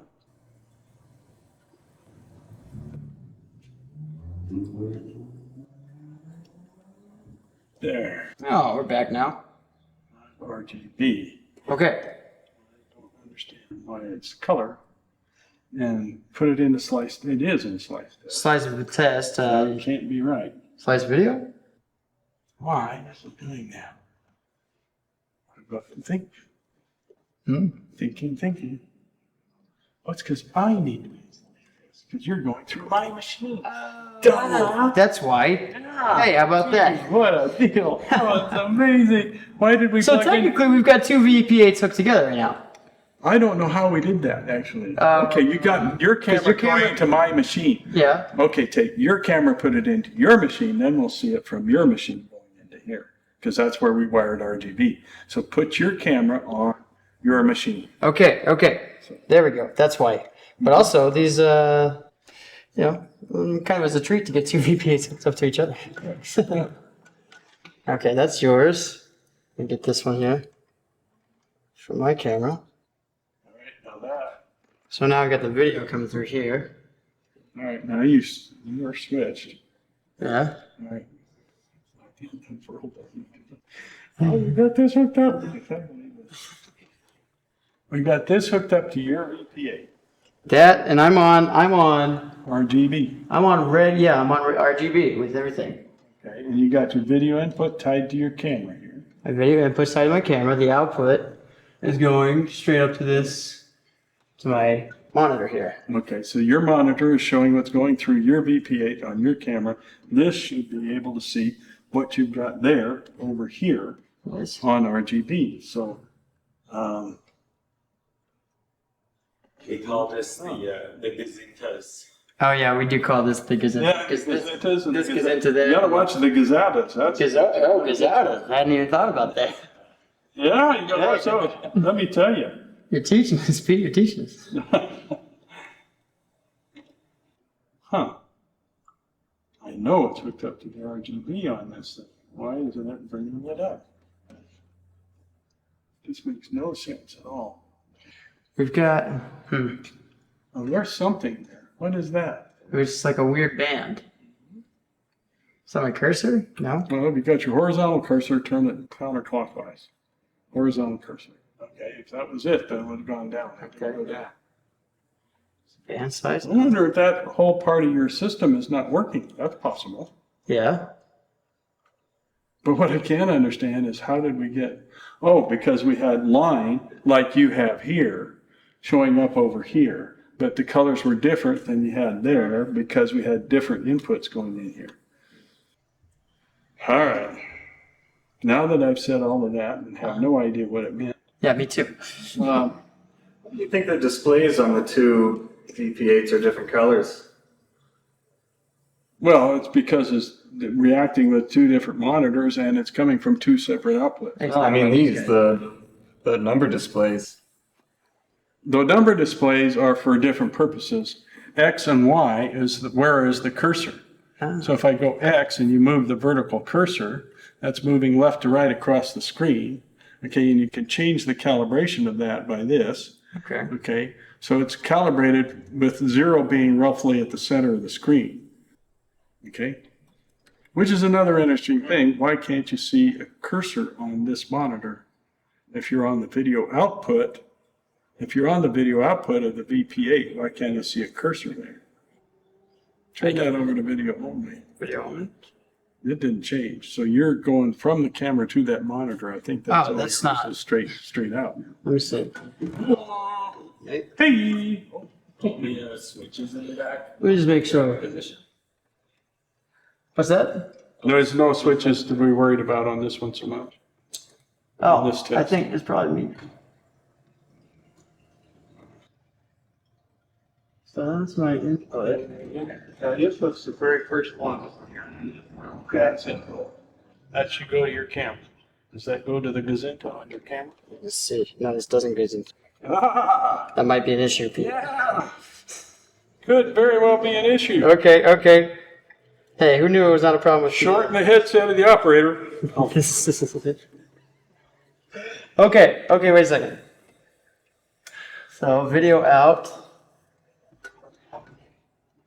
I'll then. We don't care about Here. video out over here. You put video out onto your monitor, that'll be fine. Okay. Now you should be good to go off of the VP8. You're seeing anything. Slice test or. I don't know. However you get video to come up there. Make that happen. For my question, You can take red off of there on that, and that'll be kind of another good test. So take red off of there and use your red through your magic machine over there Pete, and take that up. Yes. I was wondering like this is orange when that one is red. Oh, well, I paid the extra money. No, For the nice red one? you only $75 unit. Mine's $2,000. Okay, so it's just the difference in the LED displays. So they're actually not LED. There's a special name for that, and I can't even remember what it is right now. But it's an analog to digital voltmeter. That's what that is. And that voltmeter just happens to have red. This new one is been replaced. This is not the same as was shipped with the original unit. So this one is red because it's a red LED. Segments are LED. So that's different, not LEDs. Did you replace it? Yeah, because it's go dead after a while. Oh, So what do? Well, put in a new voltmeter. Okay. Oh, well, that voltmeter cost a lot of bucks back in the day. This one cost about, I think it was $7 or $8. Of course, it's got a wire broken on it right now, which is why it's reading out of range, which is not nice. So scale change doesn't change it. So it's got a wire broken that goes through. Probably the sloppy job of soldering that was done by the signature owner of that unit. Could you tell us your cameras about the other? Good way to put it. Other VP8s. signature. The other VP8s, there are several out there that I know of. Most of them are just on static display. They're not used. They're just, this is a VP8 and this is what it looked like. Oh well, okay. That keeps them from having to be maintained. And it does show what it was. There's one up in Colorado. This belongs to a guy named Richard Bernacchi. And Dick Bernacchi is, he takes it all over. Does lectures on the VP8 and the Shroud and on Eucharistic miracles and on life after life. And he and his wife travel all over Canada and the United States. And they have a VP8 that works very well. And so they set up a display and they have it wherever they're giving a talk or a lecture, you can have the VP8 sitting there operating. Not really a research environment. There you go, you got a picture. Hey. You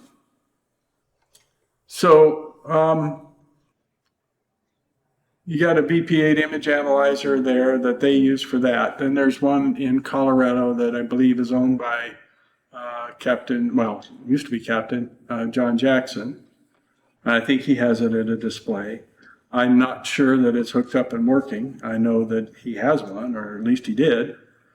There are a couple of others around. There's one in Florida, one in New Orleans, not New Orleans, somewhere in Louisiana. It is or it was.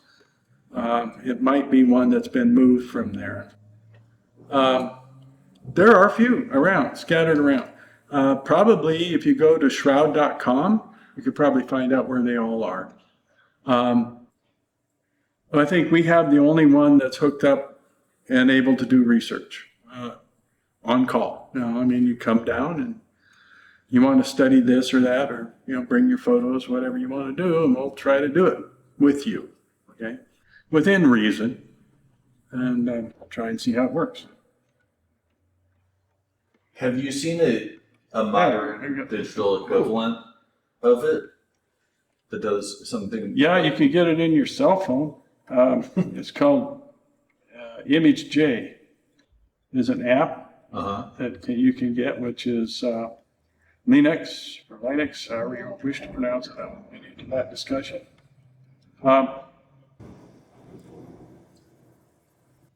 Okay, so we're not synced up real well, but there you are. So This camera's not capturing either of these monitors. Yeah, I was at Perfectly. Really? oh yeah, probably you're scrolling, is it? You want to? Yeah, coming through it. That's because you're not synchronized to these cameras. So, frame rate thing? Yeah. Yeah, you would use a frame synchronizer box to do that. We have our third guy has 2 time-based correctors. TBCs, time-based correctors. We use That would work. Cool. So we're really not getting it in color the way I would like to see it in color over here. Really? But that's part of it is we've only got 2 of the outputs that are operating because you took red off, okay? No, red is on there again. Oh, you put red on, so we got Yeah, RGB, my- RGB are all hooked up right Yeah, let me verify. But yeah, pretty sure. Okay.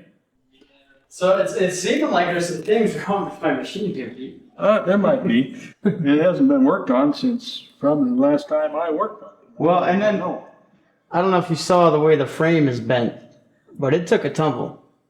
I think it has been dropped or something. Yeah, I get frustrated with them once in a while myself. Oh, no, I Hey, that's why they have the handle.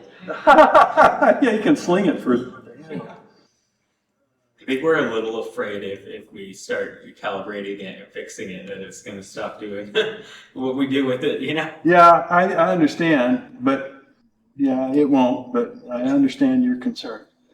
Okay, that's so fine. there you are, and the problem is we're not on separate sync. If we were on a separate sync line, it would probably work. Where's your video output? Let's take it from. My video output is here. Yeah. This is, oh no, sorry. So this is my video output. From the VP8. Okay. And what do you want me to plug into the video output? The video output that's connected there now is connected to your monitor. Yes, yes. All right, I want to connect it to the video input on this as for sync, not for video. Oh, okay. Use it just to synchronize Okay, yeah, definitely. things, okay? So, now I gotta figure out which one to sync. External sync. Oh, it is. Yeah, external sync. Just try to get the... Where is your, this is it? This is from the output of the VP8. No. No. We're looking for, oh, okay. So you're, Output of the VP8. the output of the video. Oh, Second. yes, Second okay. button. This is, well, I don't have a, oh, here's the other adapter. There's that. There we go. There you go. Okay. Output of the VP8. See what comes in there. Yeah, that made things look a lot better. Okay. Okay. Oh. And I think maybe, I don't know what's going on here, but I think it's this. Yes, it is. Okay, so we need enough there to get sync. Or we go to external sync. That should Think I've got it. There we go. Yeah, now we got it. Oh, smash. Oh, wow. Okay, it's still not coming up in colors, which I don't understand. Unless.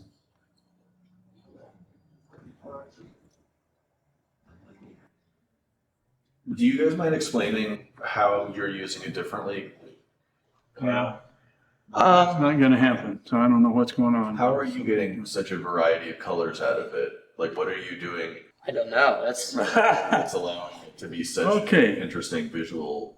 All right, so the reason that he's getting colors, okay, why Kyle's getting colors on that monitor, basically, you're looking at that bread slice output.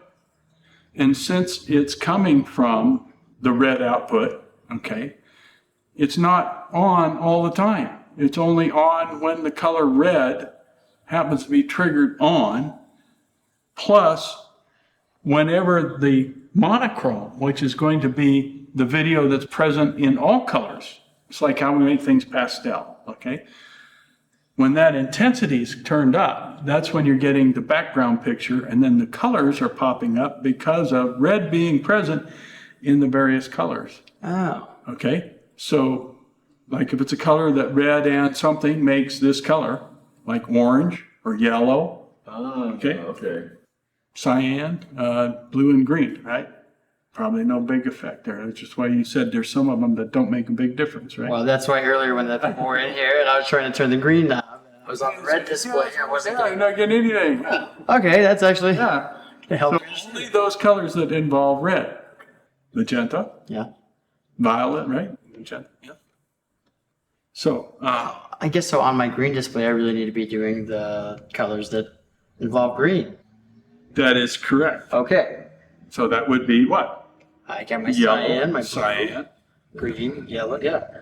Anything that involves in color combination, green plus something. Okay. And then the different brightnesses are because if it's a primary color like red, it's full on, okay? Yeah. If it's not a primary color, if it's one of the colors like yellow, then there's a little bit of red and a little bit of green, and that makes that color. But you're going to see them almost with the same brightness, but you're going to see them at a different time because they're a different slice in that slice of bread. Okay. Okay? So each of these represents how you're slicing that bread. You imagine that there's a loaf of bread laying out here, and if I turn this knob, it's going to move. If I turn it clockwise, it's going to make that slice of bread wider. Wider. If I turn it this way, it's going to make it narrow. If I turn this one, it's going to move it up. Okay. Okay? I'll put some of All right? those. If I turn this, I can shrink them all, or I can expand them all together. All at Okay? once. Yeah. So your base range is the darkest thing in the picture that you want to have a color.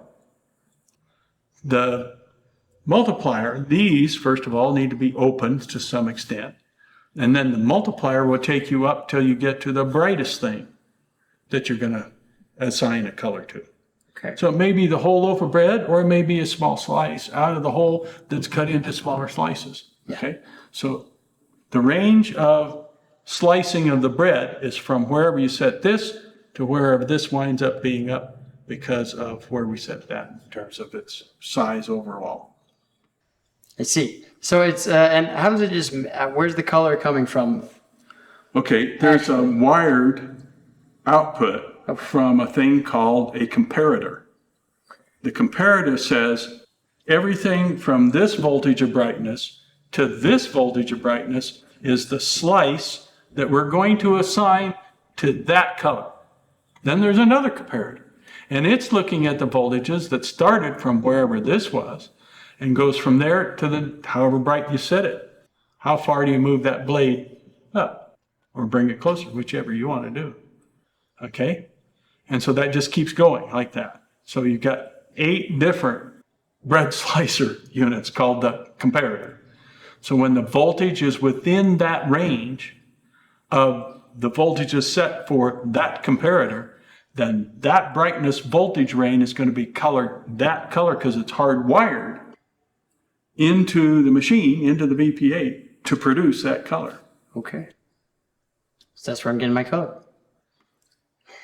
Why are there 8 color knobs? Because there's 8 different ranges of brightness that you can select with the VP8. Oh, okay.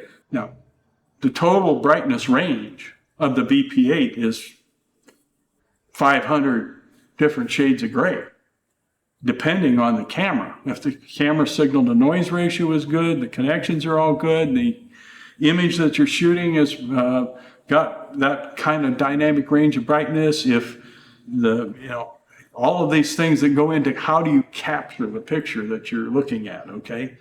But it's all limited by the technique of imaging the video of the object or the picture that you're trying to take a picture of, and then making it fit the full dynamic range of voltages that compose a video signal. So that a standard NTSC video signal is 1 volt peak to peak, not a huge amount. And most of that is used for sync and blanking, almost 300 millivolts. Well, in fact, it is around 300 millivolts of that is used for blanking. So that means that you got 700 millivolts left.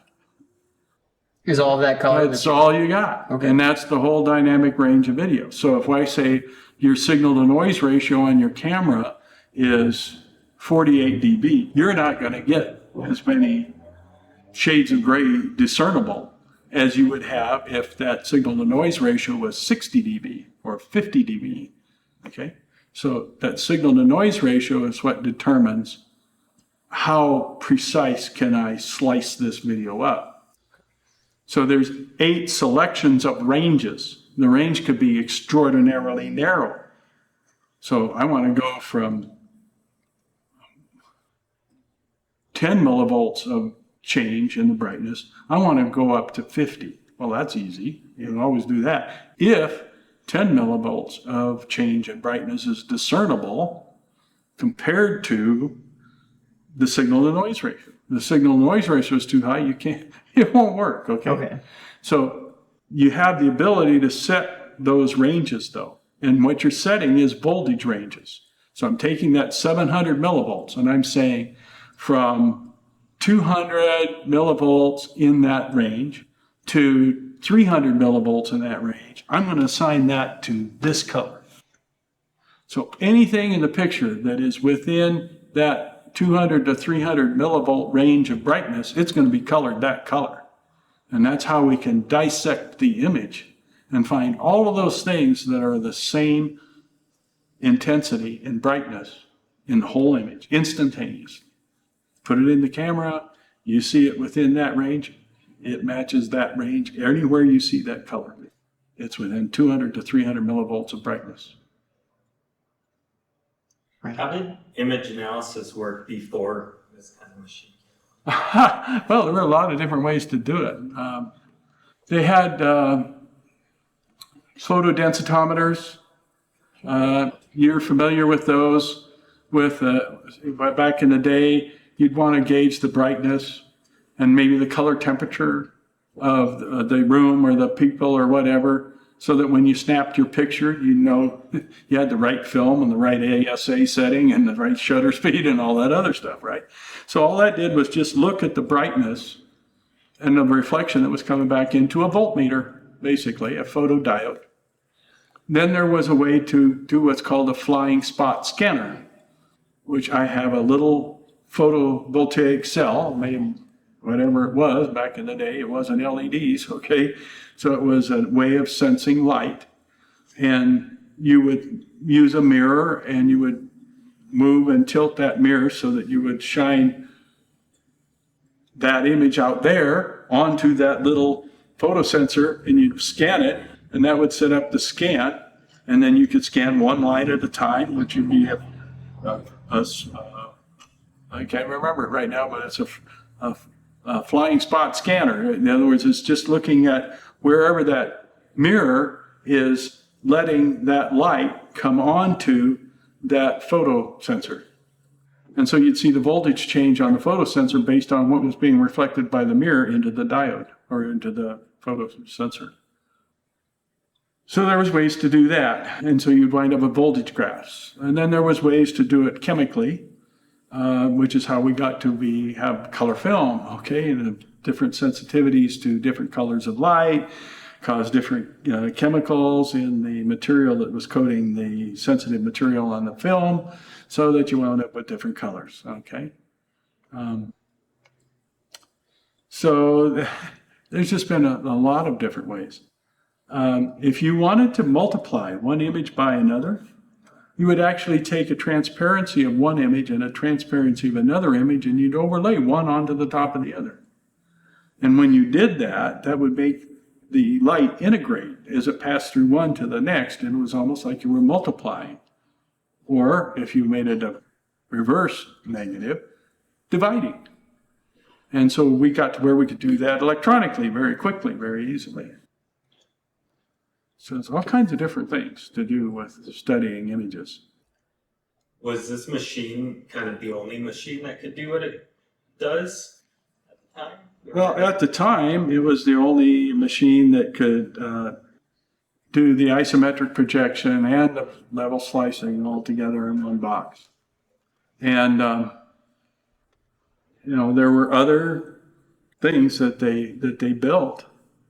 There were things that were used for combining images, like I just said. There was a thing called an AP3. And the AP3 would allow you to combine up to 8 images, 8 completely different images. And you could assign different functions, add, subtract, multiply, divide one image by another. And you could select which ones you were using. Then there was the device I talked about that had the magnetic recording onto big, thick, nickel-plated discs that you would electronically record cloud motion. So the ghost satellite would send down an image. I don't know if I have one right here. It'd send down a satellite image, and it would have a time and a date and all of that stuff printed on it. You would take that transparency and you would put it on a light table. You'd put that light table video camera and then into a VP8 image analyzer, and you'd use the XYZ display to align this photo geographically to the last photo that came down from the satellite, okay? And then you would record the new one and delete the old one. So you'd have maybe 10, 15 different videos, images stored that were aligned through the VP8 and the isometric display so that they would be in the proper position, all right? And so then when you played those back, you could see the clouds move. It was way cool, okay? That was done in like 1976, okay? So it's come a long way since then. We're doing Doppler and all kinds of other things now. And of course, we have different kinds of imaging that comes from the satellite, so on. So, Wow. yeah. Does VP8 stand for anything? Video processor with 8 selectable levels of dissection. So it's not 8 bits, it's 8 different bread slices, okay? And that's why the knob's on the front. 8 what? I'm sorry, could you say that again? 8 different levels, like 8 different levels. So that means 8 different ranges or 8 different bread slices out of that 700 millivolts, right? Okay. Of brightness. So pick it as thin or as narrow as you want. You want crepes? We got them. Really, you want thick pancakes? You want a piece of cake? We got that. Okay. So it's just however you set it, right? But you got 8 choices. Huh? How long did one of these machines take to assemble? To build one? Whoa, wow. It didn't take all that terribly long. I mean, we had a production assembly line set up, and so there were people that were working on a wire harness, people that were working on the video output board, people that were working on the 3D projection board, people that were working on the level slice board, and so on and so on and so on. So it was kind of like, wasn't exactly Ford Motor Company, but you could build a few in a week, yeah, no problem. But you said you thought there was only about 100 made? There's over 100 that were made. I don't know exactly what the final total was. There were a number of them that were shipped to different things after I left even in 1978, so I don't have the total score. Sure. No. Do you want to tell us a little bit about your career after? Because we talked about it earlier. Yeah, I wish I should have brought you my memoir book, okay? All the different things that I remember from that are in that book, and not so much up here anymore. Do you have? Huh? You have a memoir? Well, not a memoir, but it's just a scrapbook, okay? Oh. And it's got the patents that I did and some of the applications that we had and pictures of the product that came from the company that I had. Started the company in 1978. Wound up getting the call from the U.S. Department of Agriculture. That led to the invention of the light pencil marking circuitry. Then That led to the development of the linear measuring set system and the LMS2. And then that went on to become a videographic system. We had the first desktop geographic information system, and it was the first one with color and with 3D. And that was after those designs that I came up with. We got additional people on board. Started the company in 1978, grew it to about 36 employees in Great Falls, Montana. And then we were acquired by a company called Aronka Electronics, which was a multi-million-dollar laser inspection system for semiconductor wafers before they were fabricated. When they bought my company, the company I had started, because they could then start working on things like patterned wafers. So in the process, you get some problem that goes on and one of the masks gets damaged or so. How do you know? And how can you tell where the problem is and so on? So it's this very, very, very small stuff. It's nanometers. It's 2 or 3 nanometer traces. I mean, they're very, very narrow traces on an 8-inch wafer at the time, So how do you inspect that? Well, okay, so they were going to take patents that I had come up with for multiple image generation and analysis and take that patent and apply that to that research. So we had already developed the geographic information system capability at the time. So in 1984, they bought the company, and it was a stock for stock with a backup stock in the parent company, which was Aronka, which was basically an aviation company. And so we thought that was a great deal. Purchased in October of 84, and by December of 84, the semiconductor marketplace was in the porcelain convenience because that was the big semiconductor crash of the 80s. And so all of a sudden what we thought we had was worth half of what we thought we had. So it was kind of an interesting journey. It was kind of like a Roman candle. It was real pretty when it went off. Okay, now let's do it again. Anyway, but some of those patents that I did, those have wound up being cited by different companies for different things, including things in your cell phones now. How you activate a touch screen, how you interact with a video that's coming from your camera to do an outline or change a select or do something like that, edit a picture, right?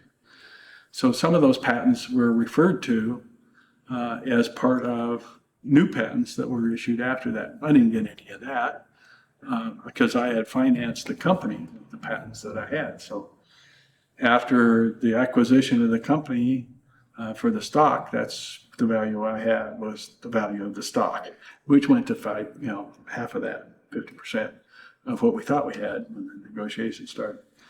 Then I worked for that company till 1986, finished my technology transfer requirements there, and went to work for the company that manufactured the cameras that we were purchasing to use with our product. That was another story all by itself.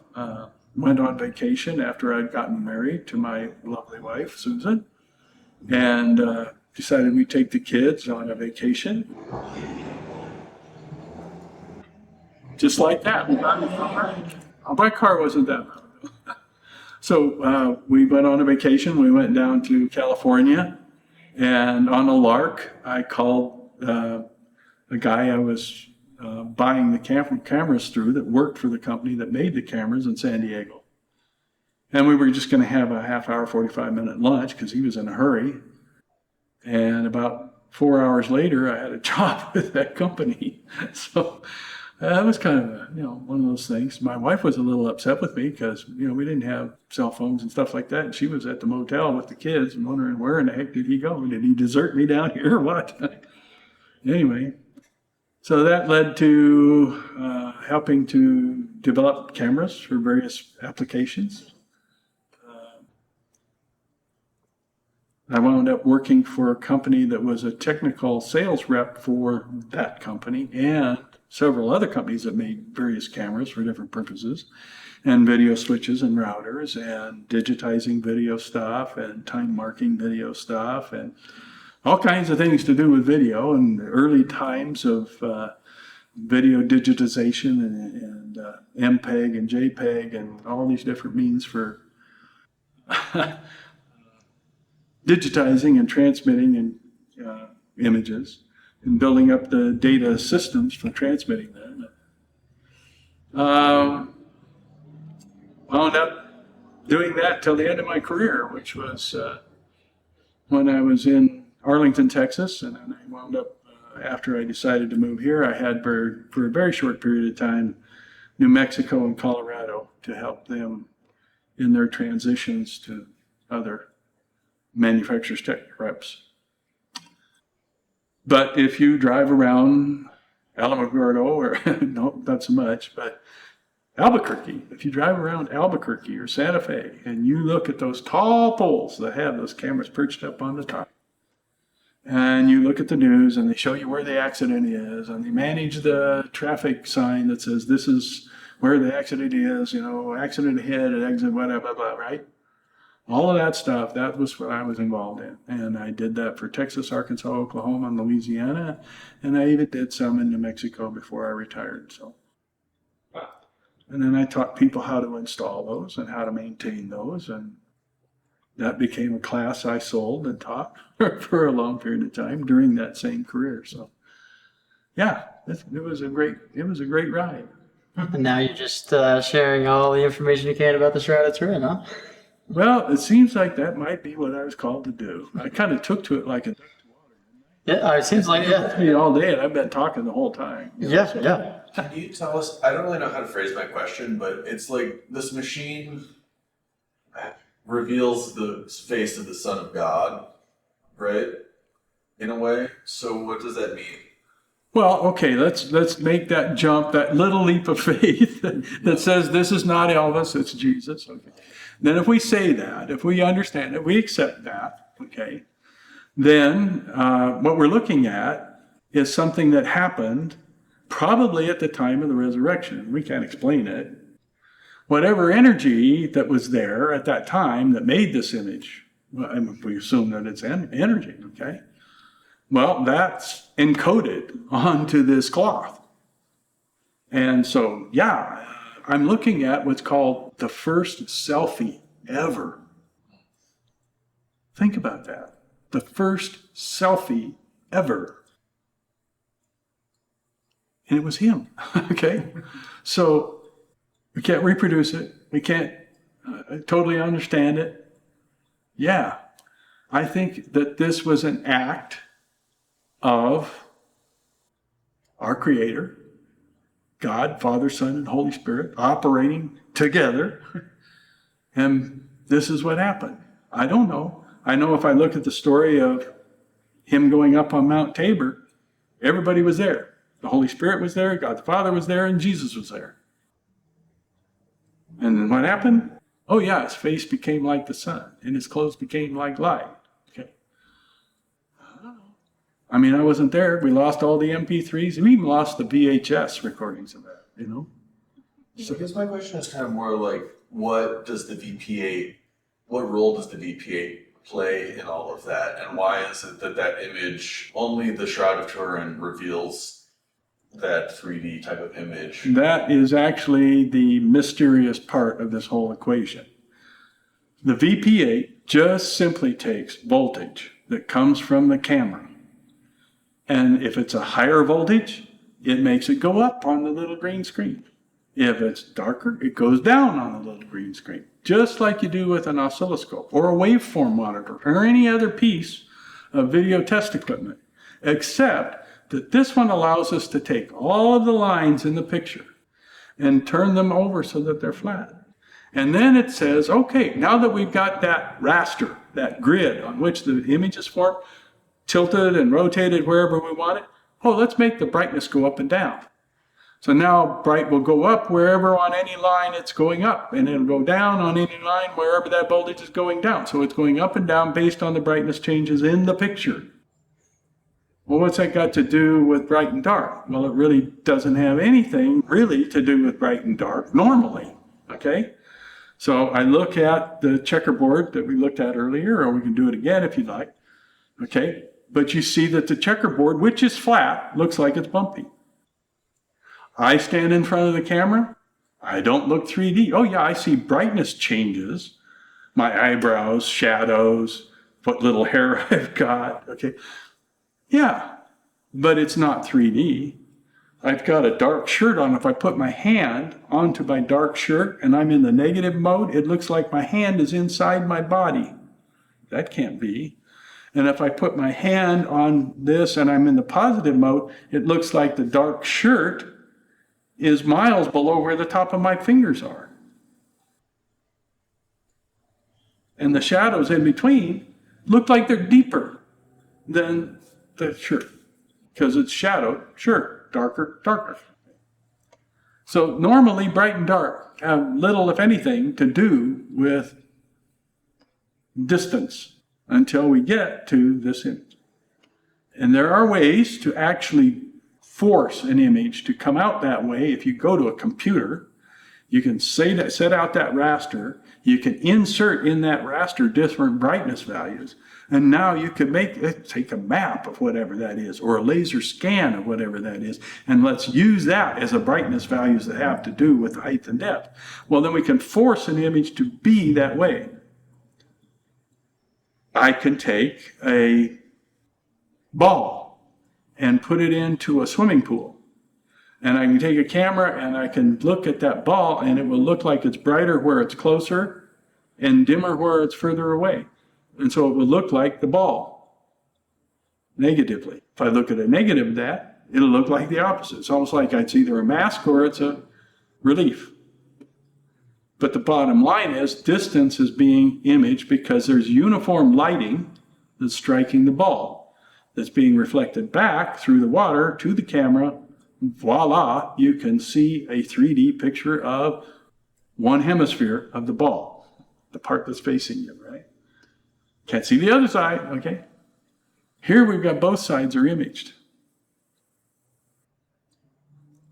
That's not normal, okay? This image is not normal. There's nothing about it that's normal. So if you're a physicist and you're at Sandia Laboratories and you're looking at this image for the first time and you're seeing in real time that the brightness variations in that image are relative to the real relief of a human form, that's going to rock your world, okay? And that's what happened. How often do you get interest in the technology and the methodology itself? Or is it... Oh, I'm still interested. Okay, so I'm a tinkerer. I'm an inventor. Yeah, okay. So I like to design stuff. I like to play with stuff. So, it'd be very easy nowadays to make just the three-dimensional function that would drive a cathode ray tube oscilloscope. So one of my goals is let's make a small board that just does that function. You want to do all the bottom. I want a small board that does the bottom function. We can do that too. Okay, good. But then if we got a small board that just does those three knobs, Yeah. tilt, rotate, and relief, and change the intensity, right? Wow.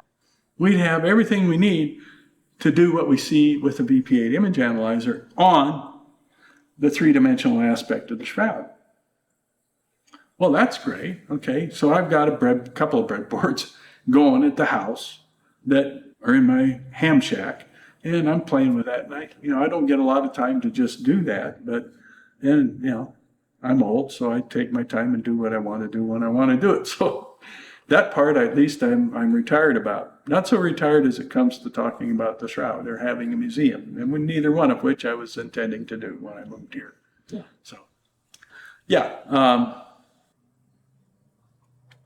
So it would be nice to have that so that people who have museums or displays. You could set up something so that it was just set just to do that, so that people could walk by and stand in front of the camera or switch the camera from looking at them and looking at whatever else they want to hold up in front of it to looking at a picture of the shroud. So you'd have two cameras and switch from one to the other, and then you would be able to see exactly what was so exciting about the VP8.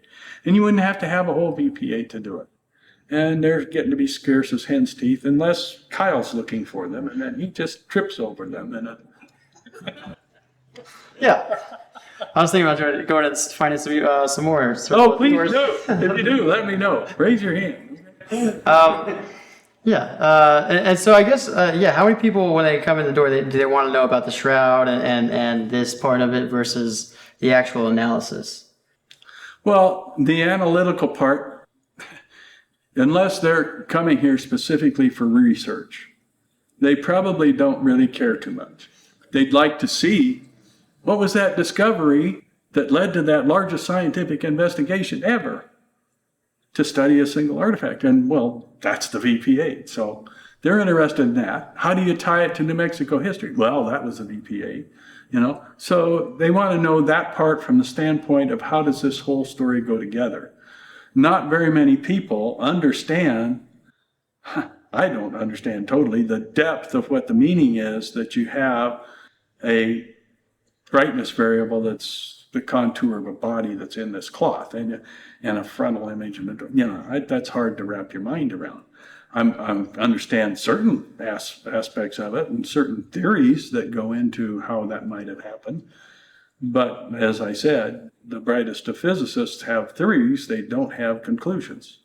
Unless you want to volunteer to be resurrected, but it's quite a chore. Maybe later. Anyone else other than Kyle get in touch with you about the VP8? Oh, many people. Yeah. We have people that travel here specifically to use the VP8 in research or to learn about the VP8 for work and research that they are writing papers about and things. And so we have people that traveled here from Florida, New York, California, all over the United States, some places in Canada. Sometimes I'm invited to go do talks in different places. I've done talks all over the United States and a couple of places in Canada. Dr. Petrus Soens, who was a medical doctor from the Netherlands, retired, moved to Panama, Central America. He was going to do a wood carving, life-size, of a Pieta. That's Mary holding Jesus after he's taken down from the cross, and she's holding him on a shroud. That's how cool. Anyway, kind of an aside, but he wants to carve this life-size, and so he's looking for what is he going to use for an image for the face. So he looks up face image on the internet. Oh, shroud pops up everywhere, right? Then he finds out VP8. Oh, it's three-dimensional. Oh, you mean we got dimensions? We have relative dimensions that we can use? Wow, that's pretty cool. So where do I see one of these VP8 image analyzers? We had just opened. 2009. He flies here from Panama, Central America, brings a person with him from France. Have you ever seen anybody use it for art? No, I can't say that I have. No. Now that you said it exactly the way you just said it, I know people have used a VP8 image analyzer to study artworks to see how the brushstrokes were or how the pigments were or other things about. And even where they might be doing an x-ray to look past the surface oils, whatever chemicals they're using for the painting. I've seen where people have done that. So I will say in art, but not for what you're thinking. No, not to create art. What do you think of how we use it? I think that's absolutely awesome. It's a fascinating thing to see the colors that come up onto a regular color TV monitor. This absolutely blew me away because everything I've got over here is RGB. I mean, it's all the component video, and it's all strung together exactly to precision of the VP8 level slicing and stuff. And so all of a sudden I'm seeing he's taking just the red output, is coming up on a color monitor. It shouldn't even happen, okay? Because it's the way it synchronizes the signal, the way that it produces colors other than the color that's coming out of that one output, which is red, and yet you're getting fantastic bunch of colors out of it. It's just, I thought, wow, this is really great. And so I'm learning. You know, I never hooked one up where I just wanted one color output to a composite NTSC color video monitor before. I mean, that's like a regular TV set. That's exactly what that is. Yeah. You know? And it's all of a sudden, wow, it's doing stuff like, oh, that's interesting. Yeah. So thank you for that, Kyle. I appreciate it. Well, yeah, I'm surprised to have shown you something you didn't know about this machine. Well, what's interesting is that the images that you're putting in, they're being colorized based on where those bread slicers are set up. But it's since you're only using the red output, you're looking at only the places where the red has been in that voltage range. So like red is in color yellow, red is in color magenta. So in those colors, that's where the red is present. There is a presence of the common black and white video signal because of the intensity. No. So it would be that component of red that if red and green and blue were all equal, it'd be black and white. But since you're only using one output, voila, it comes up relative to color and slice. It's really cool. So that's what I mean. Tomorrow, when we use this for our show, I'm hooking up. I just realized I could hook up more than one output. So I'm doing 3 outputs: one on the red, one on the yellow, one on the green, and one on the blue. And you could try different ones to get different color variations, but you're only using one at a time because you don't have a way to do RGB, which is probably a good thing. Because if you did, you'd wind up with the individual colors. Not just where red is in all the other colors, but you'd wind up with the color yellow because you'd see both red and green combined to make yellow. Okay. You wouldn't see it as yellow. You'd see it as yellow here, okay? So that one's doing a different thing because you're only looking at the red component of the yellow. So by separating the RG and B, Yeah. that's how I'm, because these are all supposed to come back together and balance out. And by not letting them come back together and balance out, that's how I'm getting this. Yeah, you're that's getting awesome. a myriad of colors that you're going through there and moving around because they're falling into and out of the bread slicer, okay, at different places where the red is being triggered, either in yellow or magenta or wherever else red is going to be part of the color that would come out the red spigot, okay? And then the intensity, which is the monochrome, the component of red that is equal in green and blue, that's going to come out like a black and white signal, which is why when you adjust the intensity knob, you're varying how that monitor synchronizes, first of all, because it's changing the levels of the voltages that allow it to find out where to lock up to the signal, right? Yeah, it's all fascinating to me. Fantastic. I've had a great time. Well, so I mean, I guess. Well, I mean, I guess just kind of. I mean, I did show you a little bit of it, but you know, just I'll play some for you here. Well, I mean, I was a little bit. I was thinking I might show up here and show you what we're doing with it, and then you'd say, "I'd rather you didn't." You know, I'd rather you used it for peering into the Shroud of Turin, and for other people who want to do that. You know. Well, these are rare as hen's teeth. So yeah, it would be really nice. Hen's teeth? Oh, Yeah, there aren't any. Yeah. Well, yeah, I get that. I get that it would be really nice, but at the same time, No, this is very nice. So yeah, I I'm with think, you. yeah, and so these faces. He's hitting the guitar and those things are happening. Well, yeah, there's the sort of you can see these faces. Yeah. That when they move around. Sometimes it'll all be too much color for this monitor, and it'll just go black and white. Wow. Some of those are almost like masks, and then some of them are like surface. That's awesome. Yeah, and it's I just love the patterns that go through there. something to kind of stare at while you're looking. It's my doing.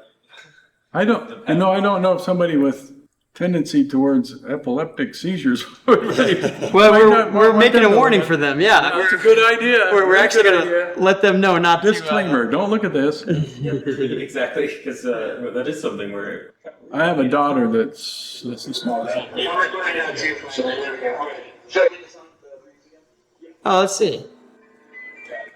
I thought you said we couldn't get sound. Well, I was lying. Apparently. So he's got a sort of, you work with that sound, Graham? Yes, that is. Oh, that's cool. And the effect is cool and synchronization with that sound. Yeah, you can see that animation kind of moves as the sound. So I was in music education in college for a year. Then I decided I didn't want to do that. So anyway, so this all means something special to me. I was a trumpet player from the time I was 5 years old. Yeah.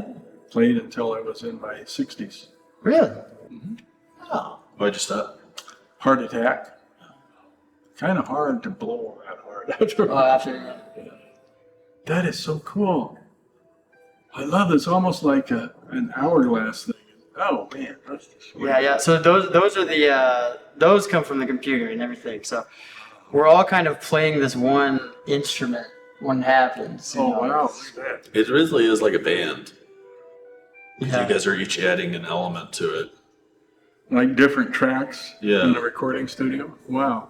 But you can also see this analog texture that, I mean, anytime you try to put this on a digital TV, it just goes to a blue screen.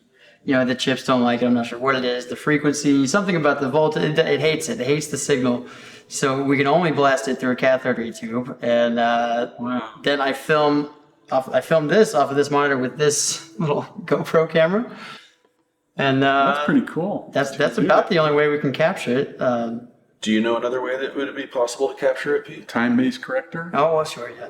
We got one. Yeah. Well, Scotty has one. I don't have one. Yeah.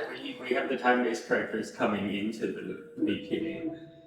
So maybe we should try having Gazaudas. We got our gazintas. We got to get our gazintas. Yeah, I get you because it doesn't get that.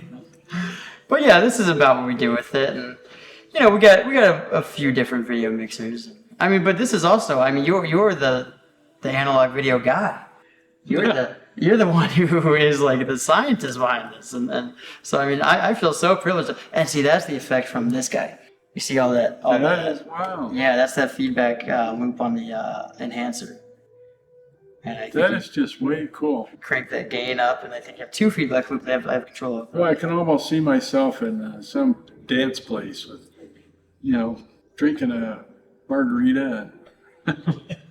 Okay. There Well, you're- I'm going to stay for a few more hours there. Once you start looking at it, it's hard to look away. Yeah, that's got my attention, yeah. They hook it up to a almost- projector, and if you're watching it on a full wall, it's very immersive.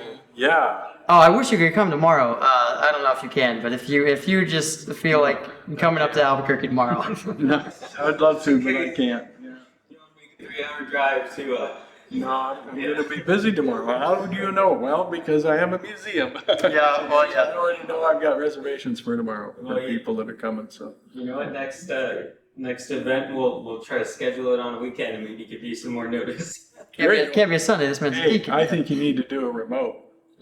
Oh, Well, we're gonna take some footage tomorrow and make sure that we send it to the screen. yeah, we can stream it. Yeah, yeah. We'll definitely. We send have footage. we have a Wi-Fi connection here. We can stream through. Yeah. Okay. Yeah. Well, yeah. Maybe we can I try don't know what to. the bandwidth is, but might be worth checking that out. Probably can't slice it up like we can with this, but. Is this the you know what I'm trying to say? This is mainly just video feedback. I think this is Scotty's internal feedback. Now we got the square back because he has a little mixer that. What were you doing? What are you trying to do on that TV at home where you don't have enough power? What's that called? No, I've just turned my TV into an XY oscilloscope by just hooking up the from the deflector tube. So the deflector coil, I just grab one coil and then the other coil and just try to hook them up to the left and right for audio. But my TV's so big, my amp is so small, I end up with an oscilloscope image that size on a TV. Oh, okay, so amplify it. I need to amplify it, yeah. Yeah. But I mean, That's real easy. yeah. It's just the gazintas and the gazettas of transistors or whatever you want to use. You know, that's fascinating because, yeah, you can take any vacuum tube style TV set Yeah. and you could do what you just did. be careful, stay away from the high voltage coil. I High watched voltage a connection. video. Even when it's turned off, after it's turned off, okay? Be real careful. So, if you decide to make that amplifier so that you can drive those coils so that they can be used like an oscilloscope, please make about 6 of them for me, Okay. because this is small. Well, I don't have a Z. I like those. I don't have a Z. Yeah, you do. Brightness.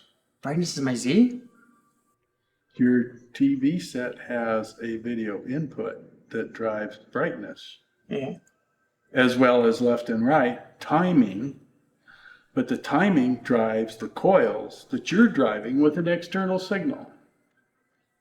This drives the deflection with an external signal. The brightness is just the brightness changes in the video. The two of them are synchronized to one another because the signals that cause the deflection are developed in the VP8 based on the timing of the synchronization signals in the video signal. So you give me a way to hook up horizontal deflection to H to the X. Give me vertical deflection. I'll hook it up to the Y. Okay. And give me the video input connection, and that'll be the Z. But on my tube, I don't have a Z. Oh, wait, with the brightness? Where it says NTSC video input, if you disconnected the deflection coils and you've hooked up your own signals for the deflection coils, then the brightness is going to change by whatever you put into the input on the TV set. Okay. I don't know. We'll have So to it's a different circuit. Revelation. Here's your deflection coils left, right. There's a whole circuit that drives just that, and it's timed based on the horizontal synchronization pulse. Yes. And a ramp is built that causes the beam to be deflected left to right. When it gets over to the right side, there's a blanking period. The beam is turned off, and it flies back, which we get flyback transformer, to the left side, and then it drops down, skips one line distance, and then starts drawing left to right again, and then drops down again. And does. But this is only doing left, right. This is doing up, down. Vertical deflection coils. Horizontal deflection coils, vertical deflection coils.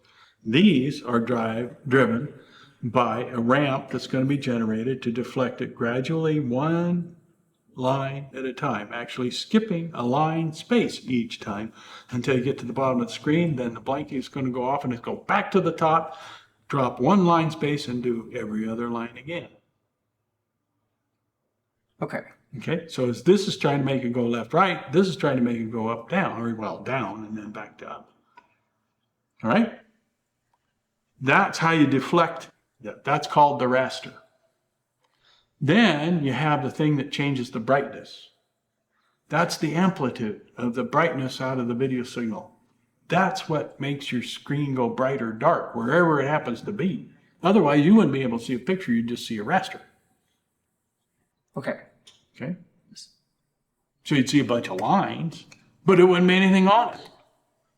The only way it gets to be something on it is you change the brightness as you're going along, drawing those lines, Okay. point by point. So it's a serial signal. Starts up here. There's where it is. Top to bottom, left to right, that's where it is. And then the voltage is, what is brightness? How bright is that point? Then it just continues that way all the way across that line. And 63.5 microseconds later, it goes bang, back to the beginning. And it starts the next one. Okay? And then it goes through 1/15 of a second, you get down to the bottom line. And after you finish that bottom line, pop, back to the top.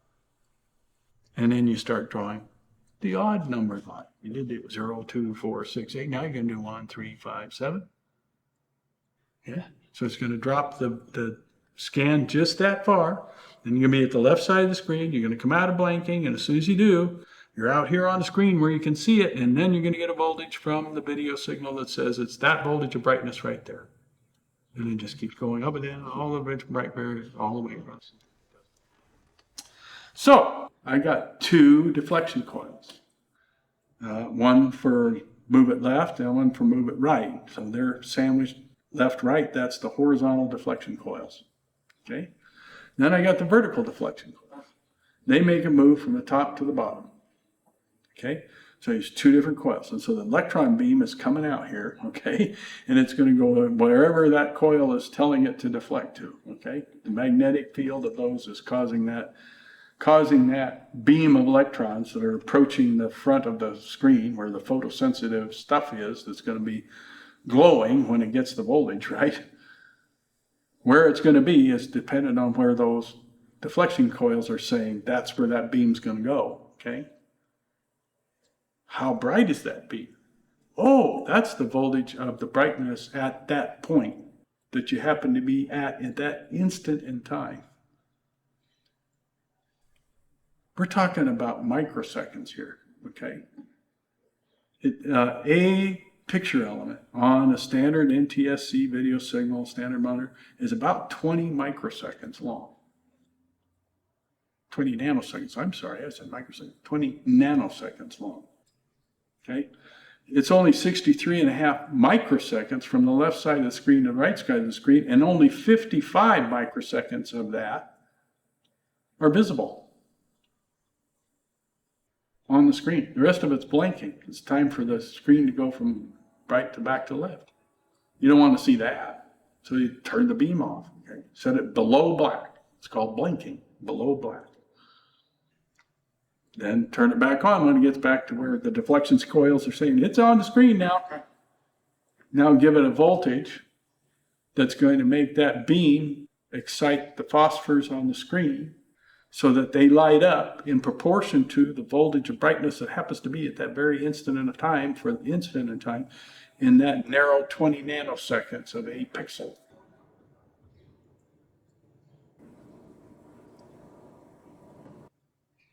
The next one's 20 nanoseconds, and the next one's 20 nanoseconds, and if you get 1,280 of those across, or however many, I can't even remember now, but you take 50.5 microseconds and you divide it by 20 nanoseconds, and that will tell you how many picture elements you got from the left side of the screen to the right side of the screen that are visible. Okay. But how is that my Z? Oh, my brightness is my, okay, no, my brightness, the voltage that tells my point how bright to be is the Z. That's correct. Okay. All and right. that's coming from here. It doesn't have to have, It's coming from the camera. Oh. All right, there's deflection circuitry in the monitor that tells you where you are. You change the signal that's driving those, which is what the VP8 does. And then you can do things like take the raster, which is normally like that, and tilt it over like that, and rotate it like that. Okay. All right. And now, instead of making the brightness just make the screen brighter or darker, you don't care about that anymore. Because you're going to make bright go up by brightness, or not so much. Okay? And so now it's like you're coming up out of that raster, depending on the brightness. Okay. Well, I mean, that was it was super simple to make one DCR just to cut that from the controller. And well, so I had to cut it from the control board. I don't know if that's a problem. No, it's not a problem. Okay. You Yeah, put your it's still signal in brightness, somehow. Yeah. So you just need to make your signal bigger because you said you were only working with a very small portion of the total screen. Yeah. Okay? Yeah.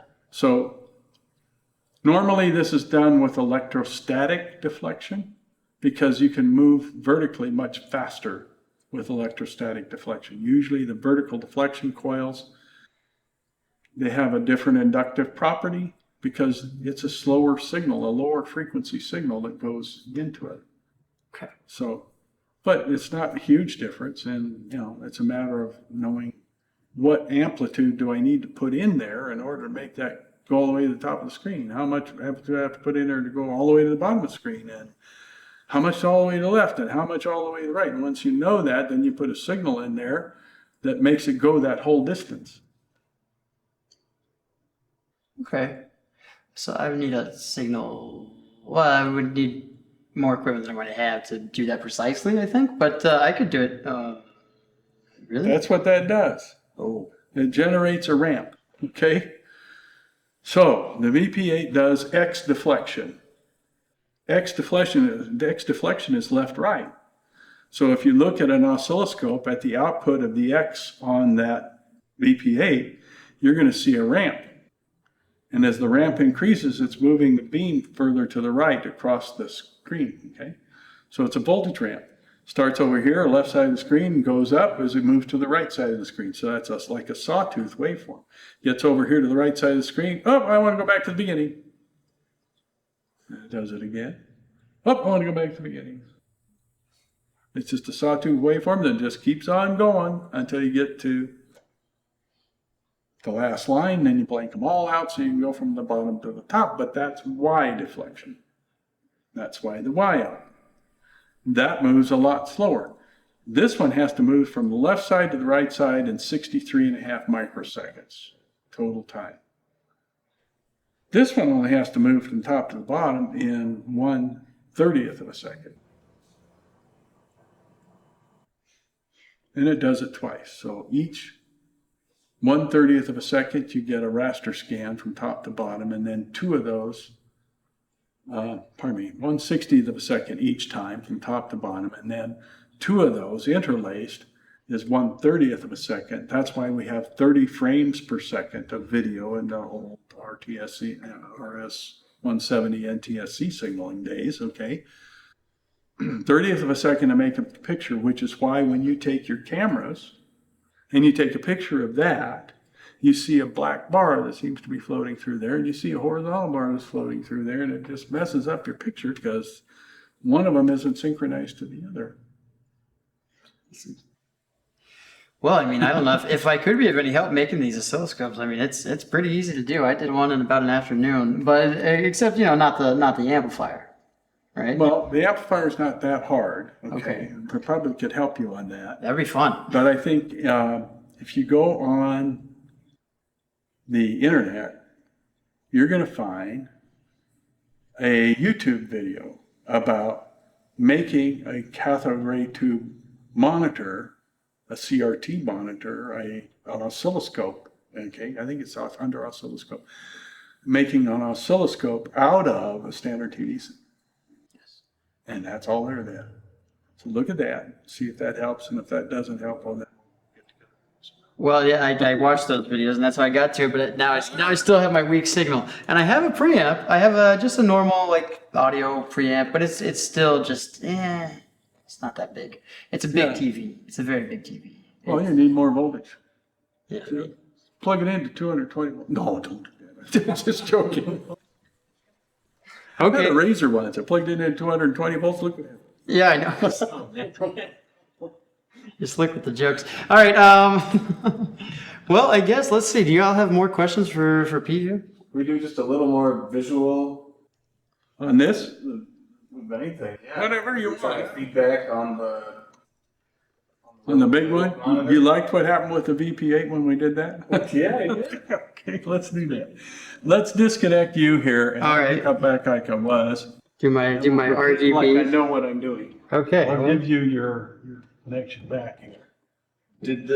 Are these two models from different time periods? Is that why the housing? Yeah, is they're two different serial numbers, so they weren't built on the same hour on the same day. It might have been built on the same day. I don't remember what the serial number was. Yeah. But that's why Okay. one has identical knobs. component. No, I put the colored knobs on there. Oh, you put those. I put those on. That Yeah. was his touch. Yeah. I'm telling you. That's because I don't want to read what color it is. The top and side are different. Kyle's just missing some. Yeah. Well, they probably had a different rack setup or whatever. I mean, I imagine these body, the chassis, we probably changed up the side rails or something. Recording again. So we're getting the more feedback is what we're trying to get? Yeah, well, I mean, I didn't get to see feedback for On the that. green monitor, okay. So what we're gonna do is we're gonna take that camera and we're gonna aim it at The green monitor. Oh, that might, That would be interesting. Yeah. I don't know how that'll work because I don't know how the feedback comes. Well, Pete, our style is that we find out. Yeah. Yeah. Okay, so I guess I'm But that's grabbing. not on Okay, so I got to make your camera my input. Yes, So I that just need your would be- input. Take this signal, which is the Gazetta, We were a little concerned we might break the world. and then go put that on your Gazinta, which is a Gazetta. Thank you for adjusting to my terminology here. It really, We try to accommodate. Oh, that's pretty cool. ooh, we're starting to get like a, I think maybe that's the, I'm right on the green screen. I'm sorry, I'm just let's see. Can we get out of the way? I don't know if we're going to have, Okay, yeah, let's do something. What is with this? Look at this. As I move it, there's like, oh, it was like doing this like weird delay follow thing. Oh, there we go. Like I move it. seeing the oscilloscope look at itself, Pete? Oh my god. There we go. That's looking cool. No, that's where it's like we're looking at the top down inside of a tornado. Yeah, yeah. So now yeah. let's look at the bottom up. Yeah, let's get down the shot. Hey. Oh. Oh, that's fun. That's like a nice and mountainous area. Maybe tighten in on the screen. Yeah, that's the thing. So the reason why I was attracted to this at first, I was editing videos to make them the same way with all those colors and everything like that. And Move in closer. Yeah. All yeah. those different colors. Yeah. Now it's really good. Anyway, this bread slicer I've got here It looks like an ultrasound or something. turns out is actually like a sort of, and this too, analog is just like the doorway to infinity. You know, you can kind of just do like a whole complete image with like a very little like input. It's very smoky looking kind of. Yeah. There's no maybe gates. Maybe gates. Yeah. There's no maybe gates? Analog is totally there. Okay. Yeah. Maybe is okay with analog, Yeah. but logic it's either 1 or 0. Oh. Sorry, can't be in between. No maybe gates. Like maybe. Digital has maybe gates? No. No. Analog, we got maybe. Analog does. Oh, analog does have Sure, because there's everything in between. Because it can be yes, no, or And yes somewhere and in no. between. It's mainly maybe gates. Maybe moving back and forth between yes and no. Because you have multiple that- channels? Because with 2 channels, wouldn't it be a total of 5? Well, Or 3? if you have enough bits in your bread slicer, Uh-huh. enough depth of precision, how many slices you can turn that into, and how fast you can do it, you wouldn't know the difference between digital and analog. Right. Except that you'd be able to capture the digital and store it instantly if you have memory fast enough. So there's all kinds of different ways to look at all of this. Have you played with synthesizers very much? My stepson, Nicholas, does a lot of stuff with synthesizers. Yeah. And he does experiments with synthesizers. He has a lot of different types of synthesizers. And he hooks them together in ways that they probably shouldn't really be able to be hooked together, kind of like what Kyle's doing with the VP8, okay? And he has produced some really interesting sounds and some really interesting special video effects and some of the things he's done. Yeah. Oh, with the video stuff too. He does video stuff. Oh yeah, he does videos. He puts them on to some. I can't remember the name of it right now. I'll have to call him. Maybe if I can get a hold of him, I'll find out where you can see some of these. And here's some of these that he's put together. That is so cool right there. Yeah. Oh, and also check The out shutter that it's picking up, or what is happening? Yeah, That's what that is? check out that shape that's hovering on the oscilloscope. yeah. Oh. Flying saucers. Oh, man. Hey, we're not in Roswell. Cut that. Yeah. Into a mushroom cloud? Oh no, not what that is. That's not here either. We're living in Mexican history right now. That was here, wasn't it? No, it was up at Trinity site, which is up near, well, it's between Socorro and Carasoso, basically. Kind of up in that area. It's the Trinity site. It's the only one. You know what we saw in Socorro? What's that? Radio Shack. Oh, man, isn't that something? There are not very many of those around. No, It wasn't just a sign. Stuff. It had stuff in there, yeah. It was close, but it definitely had like little chords and stuff. Oh, I tell you what, yeah. Well, I'll introduce you to some suppliers that you may find interesting. Well, that's the thing, Pete. I want to continue knowing you, and I definitely like working with you. I want to make these oscilloscopes we're talking about, and then, maybe even take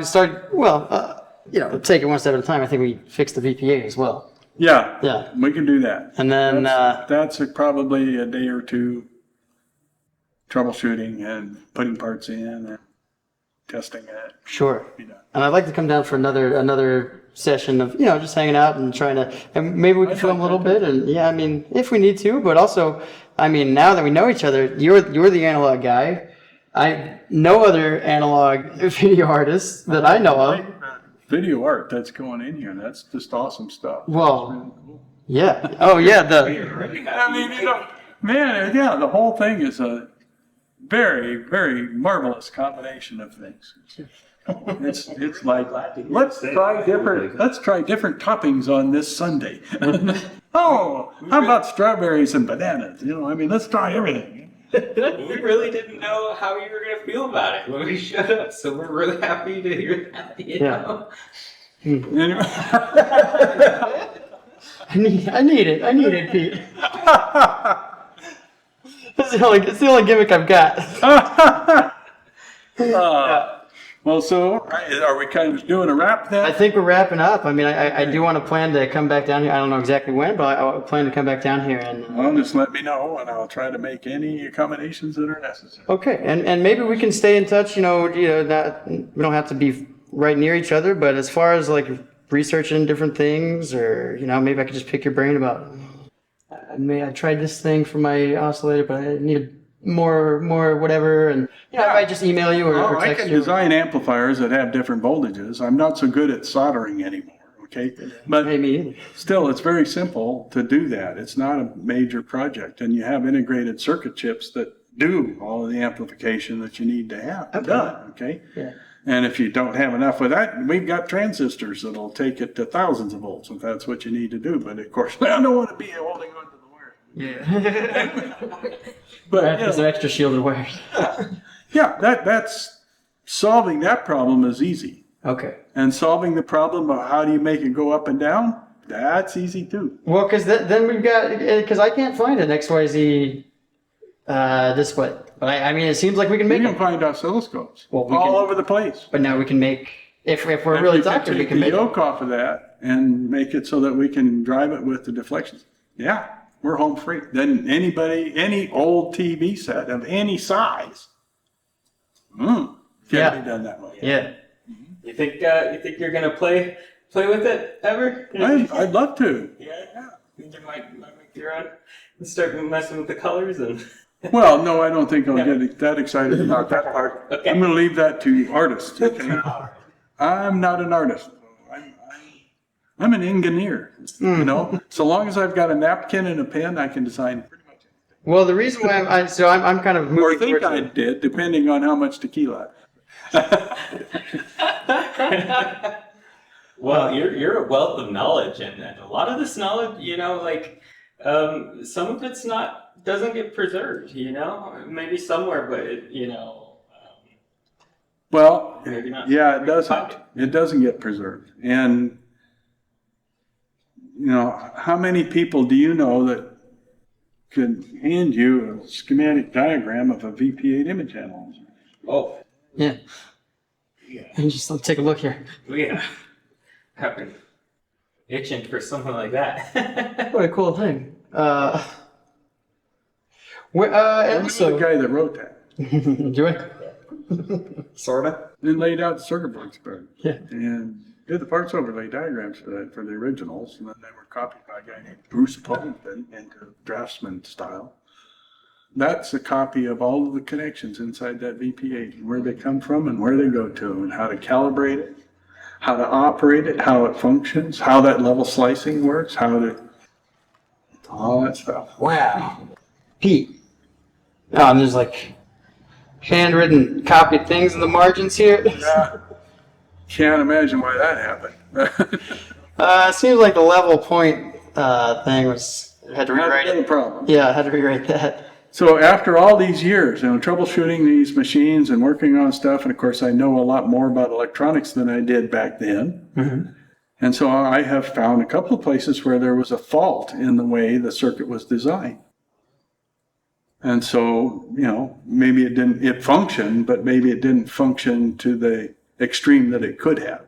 See, And so then I found other things to do.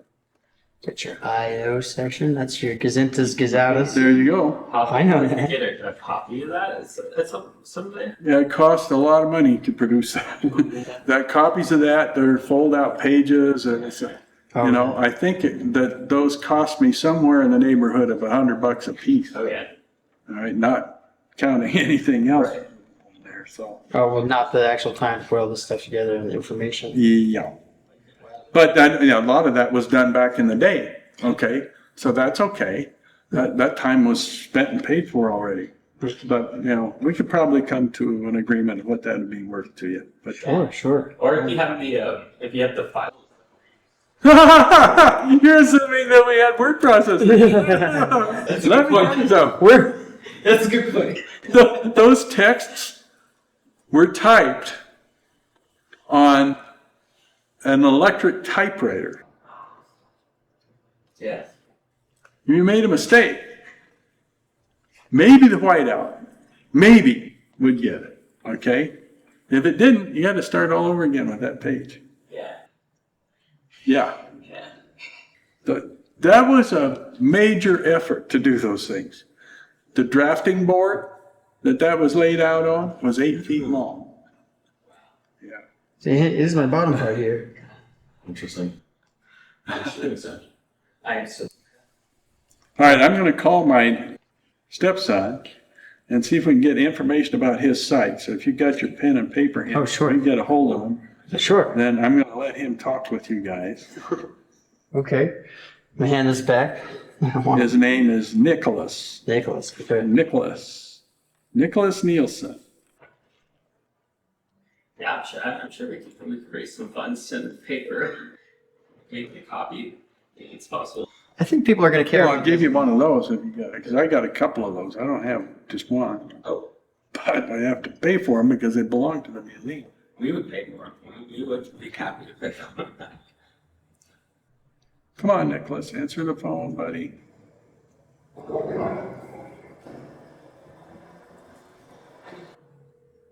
He might be working. He works late. He works on a farm. Hello, this is Nicholas at Mountain Flower. Mountain Flower. The mailbox is full. I cannot accept any messages. Go to mountainflower.com. Goodbye. Mountainflower.com. That's his site. Pete, did you have these holograms made from your images? That is not my work. That work is done from Dr. Petrus Soens. Again, medical doctor from Panama, Central America, well, actually from the Netherlands, retired, moved to Panama, Central America. He was very knowledgeable of sonograms and MRIs because of his work as a doctor. Mm-hmm. And so he tried to come up with different ways that you could view the shroud in 3D from the photographic negatives without having the VP8 or any other means, okay? And so he took what we learned from the VP8, which is the brightness is the elevation model, proven in 1976 by the cardboard model. Then he took that information and processed it through a computer and made the anaglyphs. So he would give elevation to the photographic negative and then make a stereo pair out of that and then make the two different colors separation for the anaglyph. Then he did that one. And that one he took the information, modeled it in a computer so that you wound up with 23 different angles of view of the person that's in the cloth. And that's laid onto a 23 lens lenticular. If you feel that surface, it feels a little rough. And that roughness is, that roughness is the lenses, which are just like little wedges. Yeah. Almost like This is one of the best Fresnel. holograms I've ever seen. It's actually not a hologram. He did wind up generating a hologram. This Of is the a shroud. hologram? What was It's it called? 23 different angles of view. A full hologram would be all the points, Oh, okay. head But I to mean, foot. like, this style. Well, he actually generated Oh, did he? holograms. Oh, interesting. Oh, yeah, and it cost, just for the materials, was over $10,000 to make one. Wow. There's like 3 of them in the world that I know of. Did you look at this so pretty? Yeah, I do like some of the people. about holograms, and I was like, oh, a hologram is not what I thought a hologram was, but it was interesting, you know? Holograms are lots of different points of light, not just 23. Okay, that would be a very grainy hologram, actually. Well, you know, I think before I looked into it, and a lot of people think that hologram means volumetric display, right? And like I had never really encountered the scientific definition of. I believe it's like an accurate representation of points of light in 3D space, something. Right? I don't know. Well, if you imagine what a hologram is, I have a thing right here, but light is being reflected off of it all at once in every different angle, from every different direction, front and back, top to bottom. And so if I had all of those points of light, then I would be able to know exactly what this was without it being there, if I had all of those points of light. So holograms at this point are as many samples as you could take, okay, in that space. And so you're out here and you're grabbing this information, okay, and then you're basically projecting it into a place where it can be illuminated so that the light comes in from out here, but because of the way the hologram interacts with itself, you see the image in the middle that's not there. It's there, but it's not there. Light's a fascinating thing. It is a tremendously fascinating thing. Is it a particle? Is it a wave? It is both. It's like 2 mints in one. Hey, yeah, I mean, like the old ad, right? Physics is a little beyond my comprehension most of the time. Okay. Well, hey, no, it's vocabulary more than anything, and it's time to take and look more than anything. Once you take the time, and a good teacher or a good book or a good YouTube or whatever, you'll pick it up right away. It's not hard. None of it is really, really hard. It's just a matter of getting to the vocabulary and then getting to the understanding of how that vocabulary assembles. Okay, so yeah. Well, you have catalyzed my. Good! You should be interested. We're all going to go way deeper, I bet. I mean, we're going to get started going deeper on this. Y'all are young and smart. Don't waste your life. Do the right good things. You get it? Yeah. Feels like. Are we done, guys? I think we're It's a wrap! Cut.